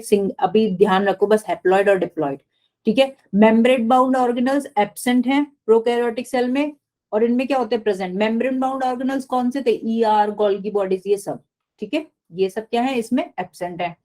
अगर रिप्रोडक्शन की बात करें तो हम देख रहे थे एसेक्सुअल और सेक्सुअल दोनों हो रहे थे। एसेक्सुअल बाइनरी फिजन, और सेक्सुअल कॉन्जुगेशन भी हो सकता है। लेकिन अगर हम यूकैरियोट्स की बात करें तो मोस्टली कैसा है, सेक्सुअल रिप्रोडक्शन है, एसेक्सुअल के मेथड्स एब्सेंट है। सेल डिवीजन क्या है, वही दिखाई, देखो, बाइनरी फिजन, और हमारे अंदर जो होता है वो होता है माइटोसिस और मियोसिस भी होता है। मियोसिस डिफरेंट है फॉर रिप्रोडक्शन, तो छोड़ दो इसको, रहने दो, माइटोसिस याद रखो, ठीक है। और एग्जांपल्स क्या है, बैक्टीरिया और आर्कीबैक्टीरिया, और यहाँ तुम्हें पता है क्या है, यूकैरियोटिक सेल के plant cell, human cell, animal की सेल्स, ठीक है।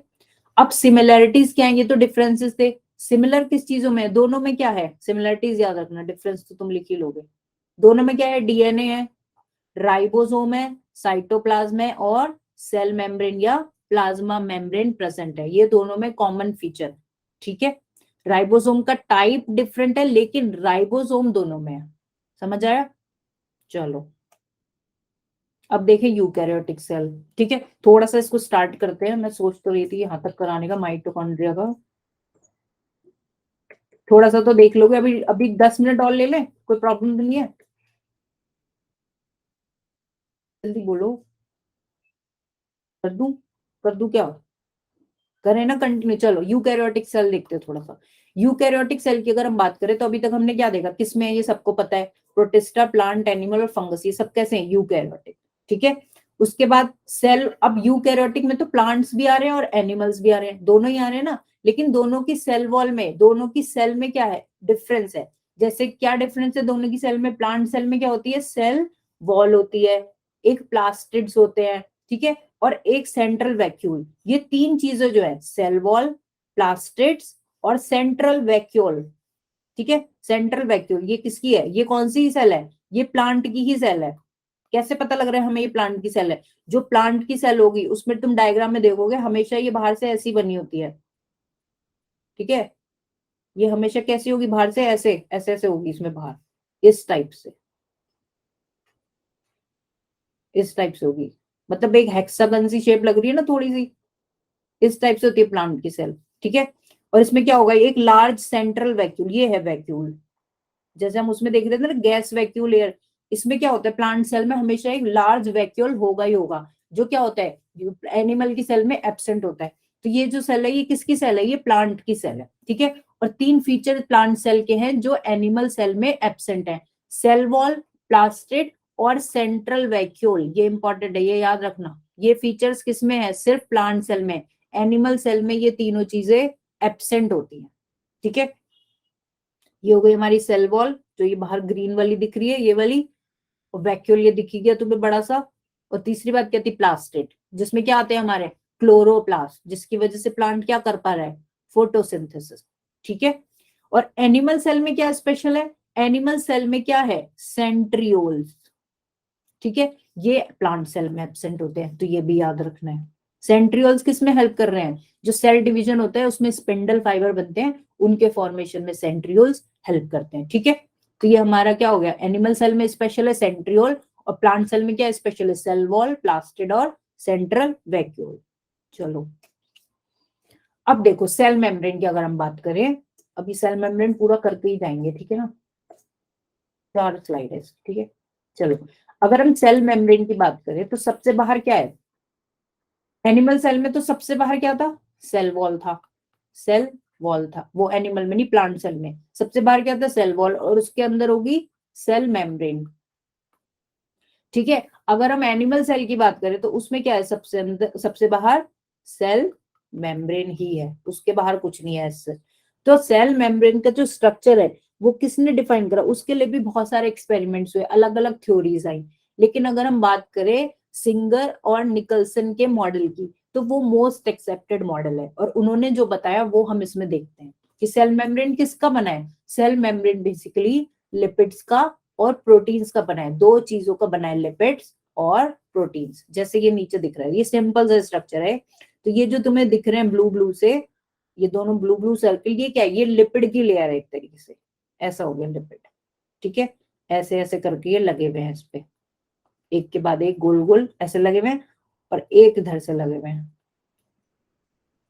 ठीक है, ऐसा सब कुछ स्ट्रक्चर सेल मेम्ब्रेन का होता है। फॉस्फेट क्या है, फॉस्फेट लिपिड में ही है, देखो यहाँ लिखा है ना, अभी देखो तो, अभी देखते हैं जो तुम बोल रहे हो, सेल मेम्ब्रेन बेसिकली फॉस्फेट एक कंपाउंड हो गया लिपिड के अंदर, समझ आया। मेन अगर अब कोई पूछेगा तो लिपिड सेल मेम्ब्रेन किसका बना है, लिपिड और प्रोटीन्स, तो हम इसको बोलते हैं सेल मेम्ब्रेन क्या है, लिपोप्रोटीन की एक लेयर है, लिपोप्रोटीन भी बोल देते हैं, लिपोप्रोटीन की लेयर है। ठीक है, देखो यहाँ लिखा है cell membrane is composed of lipids, और लिपिड्स कैसे अरेंज है, बाय लेयर में, एक लेयर तो ये हो गई, बाय लेयर क्यों बोल रहे हैं, एक लेयर तो ये हो गई ऊपर वाली, ठीक है, ये पूरी चेन होगी ऐसी लंबी चेन किसकी, लिपिड की पूरी, और एक चेन ये हो गई नीचे वाली, तो दो लेयर हो गई ना, ये 1 और ये 2, तो दो लेयर क्या है, एक दूसरे के ऊपर ऐसे, जैसे सैंडविच में एक के ऊपर एक ब्रेड लगा दिया, ऐसी दो लेयर्स बीच में ऐसे लगी हुई है पूरी सेल मेम्ब्रेन पे, पूरी सेल मेम्ब्रेन में चारों तरफ ऐसे ही लिपिड की दो लेयर्स हैं, इसलिए हम इसको बोल रहे हैं बाई लेयर। ठीक है, लिपिड कैसे अरेंज है, बाई लेयर में, द लिपिड, अब लिपिड कंपोनेंट को बोलते क्या है, उसको बोलते हैं फॉस्फोग्लिसराइड या फॉस्फोलिपिड भी बोल देते हैं, क्योंकि लिपिड का अगर तुम स्ट्रक्चर देखोगे तो उसमें क्या होता है, ऐसा होता है, कुछ ग्लिसरॉल होगा, fatty acid chain, fatty acid chain, जो हम ये चेन, ये मैंने ये बनाया ना नीचे के, ये जो बनाया नीचे की टेल, ये तो हो गई फैटी एसिड की, ठीक है, टेल, हाँ, और जो ये हेड पोर्शन मैंने ऊपर बनाया है ये गोल गोल सा, ये बेसिकली फॉस्फेट का बना होता है, तो इस कंडीशन में दोनों चीजें आ रही है ना इसमें, तो इसीलिए हम इसको बोल देते हैं फॉस्फोलिपिड। अभी बताऊंगी ये भी जो आप पूछ रहे हो, फॉस्फोलिपिड समझ में आया क्या है, जो ये ऊपर का गोल हेड बनाया है ये फॉस्फेट का बना होता है, अभी तुम बायोमोलिक्यूल्स वाले चैप्टर में और डिटेल में पढ़ोगे, अभी इतना समझो ये हेड जो है ये फॉस्फेट का है, और जो टेल है वो फैटी एसिड की लिपिड टेल है, तो इसीलिए हम बोल रहे हैं इसको फॉस्फोलिपिड।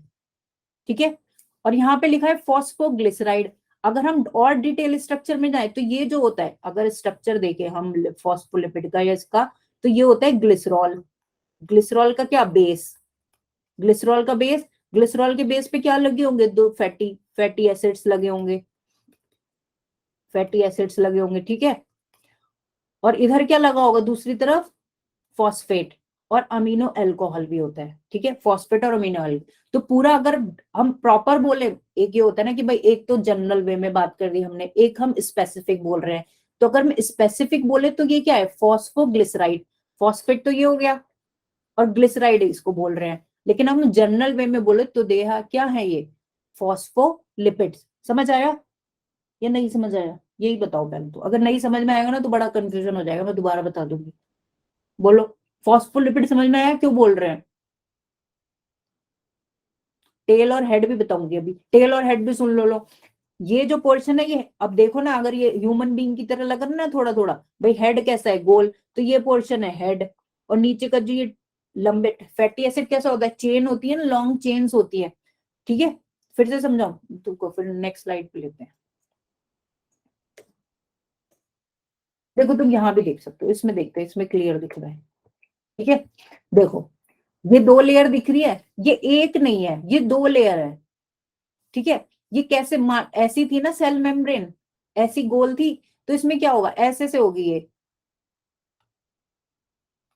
पूरी सेल मेम्ब्रेन, ऐसे होगी, ठीक है, ऐसे ऐसे पूरी करके ऐसे कवर करेगी इसको, ठीक है। तो ये जो एक पोर्शन हम बना रहे हैं, या ये जो एक बना हुआ है, ठीक है, ये एक बना हुआ है, ये क्या है? एक लिपिड है, एक लिपिड की लेयर। लिपिड तो एक है, लेकिन जब ये पूरा ऐसे ऐसे ऐसे ऐसे पूरी सेल में ऐसे बिछ जाएगा बाहर की तरफ, तो ये लेयर ही हो गई ना एक। तो इसको बोल रहे हैं एक लिपिड की लेयर। ऐसी एक लिपिड की लेयर इधर है, जो ये मैंने इधर बनाई है नीचे की तरफ, ठीक है। मान लो तुम सैंडविच बना रहे हो यार, तो दो ब्रेड एक के ऊपर एक रखोगे ना, एक तभी बनेगा ना वो। हम उसको बोल सकते हैं ब्रेड बाई लेयर, बोल सकते हैं ना। जब सैंडविच में हम एक के ऊपर एक ब्रेड रख रहे हैं, तो उसको हम ब्रेड बाई लेयर बोल सकते हैं, ब्रेड की दो लेयर। ऐसी लिपिड एक के ऊपर एक रखे हैं, और एक लिपिड क्या है? एक लिपिड सिर्फ इतना है, जो ये नीचे भी बना हुआ है, देखो, ये होता है एक लिपिड, ठीक है। अब एक के ऊपर हमने एक लिपिड, लेकिन हम एक के ऊपर एक ऐसे नहीं रखेंगे, ऐसे नहीं रखेंगे। ये कैसा रखा जाएगा? दोनों की टेल क्या होगी? एक तरफ होगी। तो ये जैसे ब्रेड की बाइलेयर बन रही थी, ये क्या बन गई? लिपिड की बाइलेयर। लिपिड बाइलेयर समझ आ गया? इतना बताओ बस, अब तो समझ आ गया होगा लिपिड बाइलेयर क्यों बोल रहे हैं इसको। जल्दी बोलो यार, टाइम ओवर हो जाएगा फिर। समझ आ गया ना सबको, लिपिड बाइलेयर क्यों बोल रहे हैं, ठीक है। तो ऐसे ही पूरी सेल मेम्ब्रेन पे लिपिड की बाइलेयर है, ठीक है। अगर फिर देखते हैं हम लिपिड का स्ट्रक्चर क्या है, तुम देखो तो ये है लिपिड का स्ट्रक्चर, ये जो नीचे बना हुआ ये वाला, ये क्या है? ये रुक जाओ, नहीं रुक रही। ये क्या है? ये लिपिड का स्ट्रक्चर है। अरे यार, हाँ, सिर्फ ये लिपिड का स्ट्रक्चर है, जो ये ऐसी हेड बना है। ये जो ह्यूमन बींग सा लग रहा है ना, मान लो ये गोल क्या हो गया? ये गोल पोर्शन हो गया हमारा हेड, ठीक है। गोल पोर्शन क्या है? ये हेड बोलते हैं इसको, पोलर हेड, ठीक है। और जो नीचे का स्ट्रक्चर होता है इसको बोल देते हैं टेल, लंबा है, टेल की तरह हो गया, ठीक है। दूसरी बात ये हो गई, ये लिपिड है, एक एक लिपिड है। अब अगर हम नॉर्मल केमिस्ट्री की टर्म्स में लिपिड का स्ट्रक्चर बनाए, तो वो कुछ ऐसा होता है। उसमें क्या होगा? एक तो बेस होता है ना, केमिस्ट्री में क्या होगा? एक स्ट्रक्चर देने के लिए एक बेस कंपाउंड होगा, तो वो तो होता है ग्लिसरॉल, ठीक है। इस ग्लिसरॉल पे क्या लगी रहती है? फैटी एसिड की चेन लगी रहती है, फैटी एसिड की चेन, ठीक है। दो हमारी फैटी एसिड की चेन लगी हुई है, जिसको हमने कैसे दिखाया है? जिसको हम ये ऐसे दिखा रहे हैं नीचे, ये है चेन, ठीक है। ये वाली क्या है? ये फैटी एसिड की चेन हो गई, ठीक है। अब जो ये हम गोल पोर्शन दिखा रहे हैं, ये वाला हेड वाला, ये क्या है? ये है फॉस्फेट, जो ये इधर लगा हुआ है इसके, फॉस्फेट। फॉस्फेट भी होता है, और साथ में एक चीज और होती है, अमीनो अल्कोहल। ये तुम लेकिन अभी इतना ध्यान मत दो, ये हम बाद में पढ़ेंगे। फिलहाल तुम ये समझ गए कि ये जो नीचे वाला है ये फैटी एसिड की टेल है, चेन है, और ऊपर वाला जो पोर्शन है ये फॉस्फेट है। इसीलिए हम इसको फॉस्फेट लिपिड मिला के क्या बोल रहे हैं? Phospholipid, phospholipid. इतना समझ में आया? बाइलेयर और फॉस्फोलिपिड समझ में। ग्लिसरॉल एक स्ट्रक्चर क्या बनेगा भाई? कोई भी केमिकल कंपाउंड अगर बनता है तो उसका एक बेस होगा ना। जैसे कौन से, अब मुझे केमिकल कंपाउंड यार याद नहीं, जैसे इथाइल, इथाइल अल्कोहल है ना, तो उसमें एक बेस जो होगा वो इथाइल का होता है ना, इथाइलिन होता है, जो भी होता है, ध्यान है ना। भाई इथाइल अल्कोहल अगर तुम लिख रहे हो तो उसमें एक बेस स्ट्रक्चर होता था ना, उसके ऊपर अल्कोहल लगता था, यही होता है ना। हाँ, तो ऐसे ही इसमें मान लो कि जो ग्लिसरॉल है वो बेस स्ट्रक्चर है और उसके ऊपर फैटी एसिड और फॉस्फेट लगा हुआ है, ऐसे मानो। ठीक है, तो ये हमारा लिपिड का स्ट्रक्चर हो गया। अब अगर हम बात करें फॉस्फेट की, फॉस्फेट तो क्या है, ऊपर है हेड की तरह। और फॉस्फेट कैसा होता है, पोलर होता है। ठीक है, पोलर चीज क्या है, जो वाटर को क्या कर रही है, वाटर के अट्रैक्ट करती है। ठीक है, वाटर के साथ अटैच हो सकती है, वो तो पोलर होती है। और नॉन पोलर क्या है, नॉन पोलर वो होती है जो वाटर को रिपेल करेगी, वाटर से दूर रहना चाहेगी। तो जो फैटी एसिड, तेल, फैटी एसिड क्या होता है, मान लो तेल, तेल क्या है, नॉर्मल तेल को अगर तुम पानी में मिक्स करोगे तो वो मिक्स होगा, नहीं होगा ना। तो उस कंडीशन, फैटी एसिड क्या है, वाटर रिपेलिंग है, वाटर के साथ मिक्स नहीं होगा। तो जो ये नीचे वाला टेल है, ये कैसा है, हाइड्रोफोबिक बोल सकते हैं या नॉन पोलर, नॉन पोलर। और हाइड्रोफोबिक, फोबिया क्या होता है, फोबिया क्या होता है, फोबिया वो होता है ना किसी चीज से डरना, दूर रहना, यही होता है ना फोबिया। तो जो टेल है वो तेल की बनी है, ऐसे समझ लो तुम, फैटी एसिड की है। फैट क्या होता है, तेल ही होता है ना, नॉर्मल अगर भाषा में बात करें। तो फैटी एसिड तेल है और तेल पानी में मिक्स होगा नहीं, तो इसको क्या है, फोबिया है वाटर का। तो ये क्या है, हाइड्रोफोबिक, ये पानी से दूर रहना चाहेगी फैटी एसिड की टेल। और फॉस्फेट हेड कैसा है, पोलर है, वाटर लविंग है, हाइड्रोफिलिक। तुम्हें मैंने बताया था फिलिक का मतलब क्या होता है, फिलिक, हेलोफिलिक, पढ़ा था ना, हेलोफिलिक आर्टिबैक्टीरिया। फिलिक मतलब लविंग, हाइड्रो मतलब वाटर। तो फैटी एसिड जो ये फॉस्फेट का हेड है, ये कैसा है, hydrophilic, this is water loving. ठीक है, इतना समझ में आया, इतना समझ में आया, तो फिर आगे बढ़ाती हूँ। ये समझ में आना बहुत जरूरी है, नहीं तो कभी सेल मेम्ब्रेन समझ नहीं आएगा। समझ आ गया यहाँ तक सभी को। अभी तुम एक बात में और कंफ्यूज हो रहे हो, वो और क्लियर करते हैं। ठीक है, अब देखो, तुम्हें चेन समझ, देखो इस डायग्राम में देख लो। अब इस डायग्राम में देखो मेन बात क्या है, ये जो ऊपर रेड रेड सब स्ट्रक्चर्स दिख रहे हैं, ये फॉस्फेट के हेड है। समझ आया अब, ये सब क्या है, ये फॉस्फेट के हेड है, ये जितना भी रेड रेड तुम्हें दिख रहा है, ये सब फॉस्फेट के हेड है। अभी हमने देखा था कि सेल मेम्ब्रेन पे एक तो इधर लगा हुआ है, अब ऐसे क्यों दिखा रहे हैं, ये बाइलेयर ऐसे क्यों दिखा रहे हैं हम ऐसे ही इसलिए दिखा रहे हैं क्योंकि देखो ये सेल है, सेल के बाहर एक एनवायरनमेंट होगा, एक्स्ट्रा सेलुलर फ्लूइड। भाई सेल बॉडी के अंदर है तो बाहर भी तो कुछ होगा ना, बाहर क्या है, फ्लूइड है एक। और सेल के अंदर भी एक फ्लूइड है, जो क्या बोल रहे थे हम, साइटोप्लाज्म, है ना। सेल के अंदर क्या बोलते हैं, साइटोप्लाज्म। तो यहाँ भी फ्लूइड है, ये भी वाटरी है, ये भी वाटरी है। तो वाटर को कौन ले रहा था, वाटर को ले रहा था पोलर हेड। तो इन दोनों तरफ क्या होगा, इन दोनों तरफ वाटर हेड होना चाहिए, और टेल क्या होनी चाहिए, दोनों की एक साथ होनी चाहिए, ये तभी रुकेगी। आया समझ में, क्यों है ये ऐसा उल्टा बना हुआ, हमने ऐसे क्यों नहीं बना दिया इसको, एक के ऊपर एक। अगर हम ऐसे बना देते, मान लो ये इधर है, तो इधर तो वाटर के पास आ गया, फ्लूइड में वाटर ही होगा ना। और साइटोप्लाज्म में भी हम कह रहे थे थोड़ा सा वाटर है। अगर हम इसको ऐसे बना दूंगी तो टेल क्या, ये साइटोप्लाज्म के वाटर के पास रुकेगी, रुक पाएगी, बोलो रुक पाएगी क्या। टेल, टेल किसकी थी, फैटी एसिड की। फैटी एसिड क्या है, तेल। तेल और वाटर एक साथ रह पाएंगे, नहीं रह पाएंगे। तो इसीलिए हमने क्या, इसको ऐसे नहीं बनाएंगे, वो कैसे अरेंज होगी, टेल दोनों आसपास होंगी और वाटर की तरफ, भाई बाहर भी वाटर है सेल के, एक्स्ट्रा सेलुलर फ्लूइड है, ये देखो यहाँ लिखा है एक्स्ट्रा सेलुलर फ्लूइड है। और अंदर क्या है, साइटोप्लाज्म में फ्लूइड है। तो फ्लूइड की तरफ क्या होगा, उसको रखेगी ना जो उसको पसंद करता है। पसंद कौन कर रहा था, फॉस्फेट का हेड, क्योंकि वो कैसा था, पोलर था, वो हाइड्रोफिलिक था।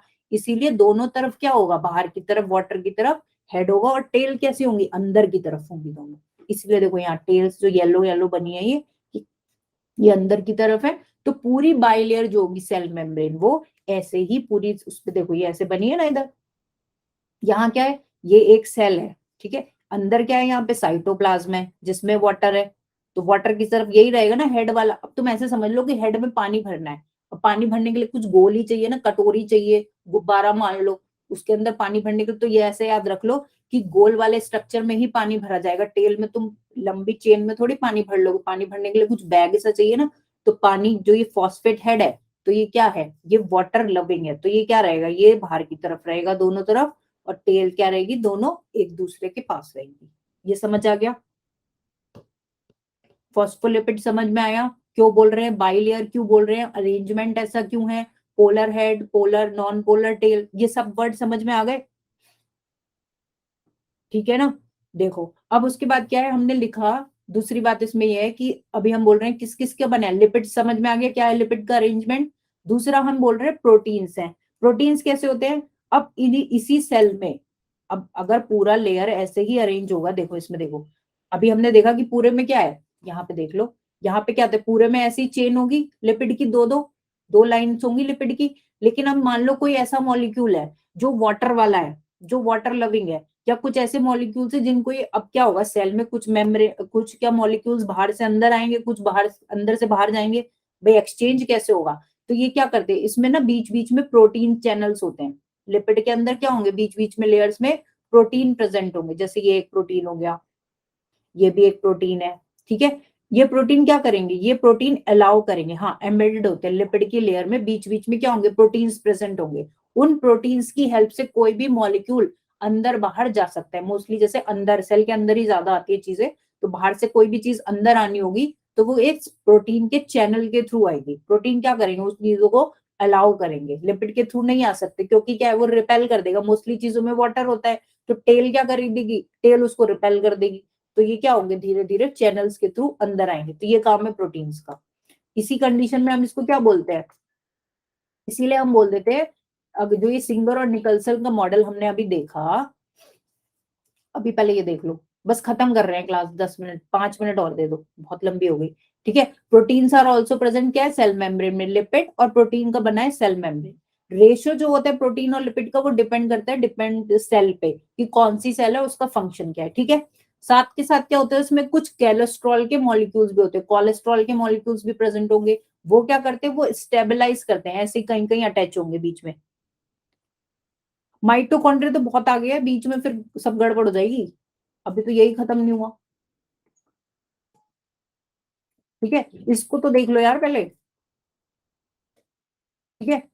माइटोकॉन्ड्रिया नेक्स्ट क्लास में सबसे पहले हम वही करेंगे। पहले देखो कोलेस्ट्रॉल का क्या रोल है, स्टेबलाइज करेगा ये मेम्ब्रेन को, ठीक है, एक प्रॉपर स्ट्रक्चर फिक्स करने में हेल्प करेगा, जिससे कि वो भाग ना जाए, फ्लूइड्स को स्टेबलाइज भी करना पड़ेगा ना। और प्रोटीन कैसे, इंटीग्रल और पेरिफेरल। इंटीग्रल तो वो थे जो अंदर से थे, अंदर एम्बेडेड थे, जो ये अंदर की तरफ जा रहा है, और ये हो गया पेरिफेरल जो सिर्फ बाहर से लगे हुए हैं, ठीक है। वो होते हैं पेरिफेरल जो सिर्फ बाहर की बाउंड्री पे होंगे। तो दो टाइप के प्रोटीन है, इंटीग्रल और पेरिफेरल। इंटीग्रल क्या होगा, अंदर इंसर्टेड होगा, और पेरिफेरल ओनली बाहर होगा, ठीक है। इंटीग्रल प्रोटीन्स रिमेन बरीड, और पेरिफेरल सिर्फ सरफेस पे प्रेजेंट होंगे, ठीक है। चलो बस ये देख लो कि सिंगर, जो ये हम मॉडल पूरा डिस्कस करा अभी हमने, स्ट्रक्चर वगैरह, इसको बोलते हैं फ्लूइड मोजाइक मॉडल। और ये किसने दिया था, सिंगर और निकलसन ने। इससे हमें ये पता, भाई लिपिड क्या होता है, तेल तो हल्का होगा ना, वो फिक्स तो होगा नहीं, हार्ड थोड़ी है, तो वो क्या है, फ्लूइड की तरह है एक पूरा। बाहर वाला बाहर होता है पेरीफेरी, भाई किसी भी बाउंड्री को पेरीफेरी बोलते हैं तो उसको बोलेंगे पेरीफेरल प्रोटीन, ठीक है। और जो अंदर इंसर्टेड है वो है इंटीग्रल, ठीक है।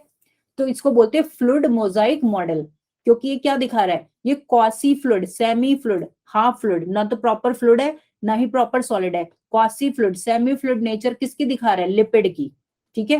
और उसमें क्या अरेंज्ड है, उसी में प्रोटीन के जो मॉलिक्यूल्स हैं वो अरेंज्ड है। और लिपिड कैसा है, बाइलेयर, ये याद रखना है statement. Quasi fluid nature of lipid enables lateral movement of protein with in the bilayer. Lateral movement क्यों बोल रहे हैं, क्योंकि जब उसमें बाइलेयर में प्रोटीन्स कहीं कहीं पे प्रेजेंट है, तो वो ऐसे फिक्स नहीं होंगे प्रोटीन, वो भी क्या करते रहेंगे, वो मूव करते रहते हैं, ऐसे धीरे धीरे मूव करते रहते हैं। उससे क्या होगा, वो फिक्स ना होके फ्लूइड वाला स्ट्रक्चर है, ठीक है। ये इनका मॉडल था, और इसी मॉडल को हम बोल देते हैं protein icebergs in the sea of lipids. भाई मेन तो लिपिड्स है ना, तो उसको बोल दिया कि लिपिड का तो क्या है, सी है, और जैसे समुद्र में आइसबर्ग होते हैं, ऐसी क्या लिपिड के सी में protein as a iceberg present है सेल मेम्ब्रेन में। समझ आया ये क्यों बोल रहे हैं ऐसा, क्योंकि बीच बीच में कहीं कहीं पे प्रोटीन्स हैं, और प्रोटीन भी फिक्स नहीं है, वो भी तैर रहे हैं, वो भी फ्लूइडिटी में क्या है, वो तैर रहे हैं, वो कभी थोड़ा सा इधर आ जाएगा, थोड़ा सा इधर आ जाएगा, ऐसे उसमें फिक्स ना होके मूवेबल कंडीशन में, ठीक है। लेटरली इधर उधर साइड साइड मूव करते रहते हैं, ठीक है। जैसे आइसबर्ग को भी हम बोल सकते हैं कि वो तैर जाते हैं, बर्फ के पहाड़ हो गए ना, तो ऐसे ही हम इसको बोल रहे हैं प्रोटीन के आइसबर्ग किस में है, लिपिड के सी में। और इस मॉडल को किसने दिया, सिंगर और निकलसन ने। और बोलते क्या है इसको, फ्लूइड मोजाइक मॉडल। मोजाइक का क्या मतलब होता है, डिफरेंट पैटर्न्स और पैचेस। मोजाइक का मतलब क्या होता है, पैचेस होना। पैचेस किसके है, प्रोटीन के, किसमें है, लिपिड में, ठीक है। यहाँ तक समझ आ गया? तो बेसिकली ये जो मॉडल बता रहा है, ये बता रहा है कि लिपिड या जो सेल मेम्ब्रेन है वो फिक्स नहीं है, वो फ्लूइड है, थोड़ी सी सेमी फ्लूइड है। ठीक है, ना तो वो हार्ड है ना वो बिल्कुल ही लिक्विड है, वो सेमी फ्लूइड है, फ्लूइडिटी बताता है। ठीक है, फ्लूइडिटी जो वर्ड है वो ध्यान रखना।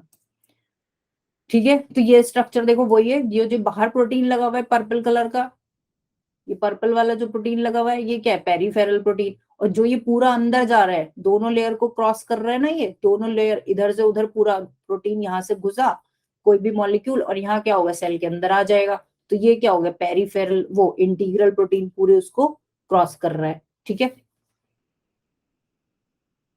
एक्टिव ट्रांसपोर्ट वो इसके बाद है, देखो ये है एक्टिव। अब देख लो फंक्शन क्या है प्लाज्मा मेम्ब्रेन का, फंक्शन है कि प्लाज्मा मेम्ब्रेन में क्या हो रहा है, ट्रांसपोर्ट कर रहा है ना प्रोटीन या कोई भी मॉलिक्यूल, किसके थ्रू, या तो बाई लेयर हो गई दोनों तरफ, कोई भी मॉलिक्यूल को क्या करेगा, ये अलाउ करेगा ट्रांसपोर्टेशन, अंदर आ जाएगा। ग्लाइकोप्रोटीन वो होता है ऐसा प्रोटीन जिसमें कार्बोहाइड्रेट की चेन लगी हो, ये आप बायोमोलिक्यूल्स में पढ़ोगे, ग्लाइकोप्रोटीन पे मत जाओ अभी।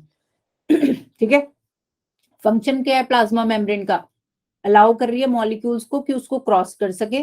और कैसी है प्लाज्मा मेम्ब्रेन, सेलेक्टिवली परमिएबल, ये सभी मॉलिक्यूल्स को अलाउ नहीं करेगी, कुछ ही सिलेक्टेड मॉलिक्यूल्स इसको क्रॉस कर पाएंगे, अदरवाइज बाकी नहीं कर पाएंगे। अब ये देख लो बस एक्टिव ट्रांसपोर्ट, और ये क्या है, एक्टिव ट्रांसपोर्ट वो होता है, एक्टिव मतलब जिसमें कुछ एनर्जी यूज हो रही है, एनर्जी इन्वॉल्व है, और energy in the form of ATP, मतलब कुछ ऐसे मॉलिक्यूल्स जो अपने आप क्रॉस नहीं कर सकते, उनको क्या चाहिए, एक एनर्जी चाहिए, उन्हें एक पुश चाहिए मेम्ब्रेन को क्रॉस करने के लिए, ऐसे ट्रांसपोर्ट को बोलते हैं एक्टिव ट्रांसपोर्ट। ठीक है, इसमें क्या होगा, एनर्जी इन्वॉल्व होगी, energy in the form of ATP, और ये क्या है, एक रैपिड प्रोसेस है। अब इन्हें एनर्जी क्यों चाहिए, क्योंकि बेसिकली अगर हम देखें तो क्या होता है, कोई भी मॉलिक्यूल अपनी हाई कॉन्सेंट्रेशन से लो कॉन्सेंट्रेशन की तरफ अपने आप चला जाता है। ठीक है, अपने आप चला जाता है। जैसे आपने वो एग्जाम्पल सुना होगा धूप बत्ती वाला, हमने कुछ धुआं जलाया या कुछ भी है, तो वो क्या होगा, वो अपने आप एक तरह जहां पे जल रहा है वहां पे तेज है, और दूसरी एनवायरमेंट में क्या है उसका वो कम है, तो वहां पे क्या होगा, हाई से यहाँ पे मान लो, दूसरा एग्जाम्पल लिखते हैं, यहाँ पे मान लो Na+ क्या थे, 100 के अमाउंट में थे, किस के आयन, सोडियम के आयन, और यहाँ पे मान लो 20 थे बस सेल के अंदर, ये सेल का इनसाइड है और ये है सेल का आउटसाइड। तो एक टेंडेंसी होती है बैलेंस बनाने की, हर चीज की एक टेंडेंसी है बैलेंस की, तो बैलेंस बनाने के लिए क्या करेंगे, यहाँ पे कम है तो फटाफट क्या होंगे, ये अंदर जाना शुरू कर देंगे, जिससे क्या हो, यहाँ पे 50-50 की कंडीशन हो जाए, 50-50 होते ही क्या होगा, क्रॉस करना बंद कर देंगे। तो ये उसको बोलते हैं कंसेंट्रेशन ग्रेडियंट, मतलब कि ये क्या है, ये ग्रेडियंट है, डिफरेंस है ना, एक 80 का डिफरेंस है इन दोनों के बीच में। ठीक है, 80 के डिफरेंस को 50-50 करने के लिए क्या हुआ, Na+ यहां से यहाँ क्रॉस हो जाएंगे सेल के थ्रू, और यहाँ पे क्या हुआ, 50-50 की कंडीशन जब तक नहीं आ जाएगी ये तैरते रहेंगे, ऐसी क्रॉस करते रहेंगे। तो ये क्या है, कंसेंट्रेशन ग्रेडियंट है 80 का, ग्रेडियंट मतलब डिफरेंस है कंसेंट्रेशन का। तो उसको बैलेंस करने के लिए क्या हुआ, मूवमेंट हुआ।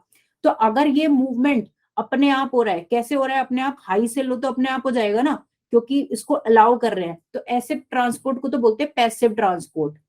ठीक है, अगर मेम्ब्रेन ने अलाउ कर दिया इसको कि हाँ तुम चले जाओ और बैलेंस बना लो, तो ऐसा तो हो गया पैसिव ट्रांसपोर्ट, क्योंकि तुम्हारा हमने देखा कि भाई कंसंट्रेशन क्या है, ऊपर नीचे है, तो तुम अपने आप जाओ और बना लो, इनको किसी भी एनर्जी की जरूरत नहीं होगी। तो ऐसे को हमने क्या बोला कि वो कंसंट्रेशन ग्रेडियंट के अलोंग, डिफरेंस है ना ये, इसके अलोंग क्या करा, आयंस मूव कर गए, क्रॉस कर गए मेम्ब्रेन को, और 50-50 इन्होंने दोनों तरफ कर लिया। तो ऐसे ट्रांसपोर्ट में जिसमें कोई एनर्जी की जरूरत नहीं थी, ठीक है, तो उसको बोलते हैं पैसिव ट्रांसपोर्ट। लेकिन मान लो यही कंडीशन थी, सेम यही कंडीशन थी, लेकिन सेल ने क्या करा, एक और क्लोर, मान लो एक था क्लोरीन, क्लोरीन मॉलिक्यूल में भी सेम यही कंडीशन थी, 80 बाहर और सेल के अंदर कितना, 20।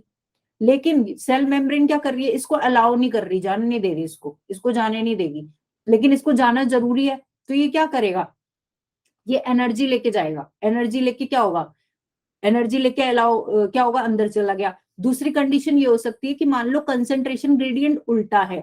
ठीक है, दो कंडीशन हो सकती है, कंसेंट्रेशन ग्रेडियंट उल्टा, मान लो ये 20 है और ये 80 था, ये क्या था आउटसाइड और ये था इनसाइड, ये सेल का क्या था, इनसाइड। ठीक है, और यहाँ से चैनल के थ्रू इन्हें क्रॉस करना है, लेकिन क्या है, हमेशा टेंडेंसी क्या है, 50-50 करने के लिए इसको बाहर आना पड़ेगा ना, इसको बाहर आना पड़ेगा। 20 अंदर चला जाएगा तो और बढ़ जाएगी अंदर। ये क्या है, लेकिन क्या हो रहा है, इसको मूव इधर जाना है, जाना इसे सेल के अंदर है। समझ आ रहा है या नहीं समझ में आ रहा? कंफ्यूजिंग हो रहा है आई थिंक। अगर देखो डिफरेंस के अगेंस्ट मूव कर रहा है तो उसको बोलते हैं कंसंट्रेशन के अगेंस्ट मूव करना। ये लिखा है ना अगेंस्ट। एक तो चीज हो गई 80 से 20 मूव कर रही है, ठीक है, तो क्या करना है, उसे बैलेंस करना है, तो ये अपने आप चली जाएगी हाई टू लो। इसको बोलेंगे हाई कंसेंट्रेशन से लो कंसेंट्रेशन। लेकिन अगर कोई चीज 20 से 80 मूव करेगी तो वो हो गया अगेंस्ट द कंसेंट्रेशन मूव करना, क्योंकि ये टेंडेंसी नहीं है। अगर ये भी इधर चला गया तो यहाँ तो 100 हो जाएगा, यहाँ 0 हो जाएगा, यहाँ हो जाएगा ना 0। तो इसको बोलते हैं अगेंस्ट मूव करना। तो ऐसे अगेंस्ट मूव करने को बोलते हैं, उसमें क्या चाहिए, उसमें एनर्जी चाहिए। फिर उसमें क्या चाहिए, energy in the form of ATP. तो ऐसे कंसेंट्रेशन के हाँ अगेंस्ट जाने के लिए, भाई मान लो अभी तुम मान लो आंधी में तुम चल रहे हो, बहुत तेज हवा आ रही है, मान लो इधर से तुम ऐसे चल रहे हो, बाहर सामने से जब हवा भी लगती है हमें आंधी में, तो हमें बहुत फोर्स के साथ चलना पड़ता है ना, ऐसे समझ लो, क्योंकि हम उसके अगेंस्ट चल रहे हैं हवा के। तो वही चीज है, अगर हम कंसंट्रेशन ग्रेडियंट के अगेंस्ट जाएंगे तो हमें क्या चाहिए, एनर्जी चाहिए, एक फोर्स चाहिए। वो फोर्स या एनर्जी कौन देगा, एटीपी देगा। ऐसा समझ में आया? बोलो, है ना। किसी चीज के अगेंस्ट जाने के लिए, मान लो हम पानी में अगर तुम लोग गए हो कभी, नदी को तुम क्रॉस करोगे, फ्लो के अगेंस्ट चलोगे तो पुश करना पड़ेगा ना।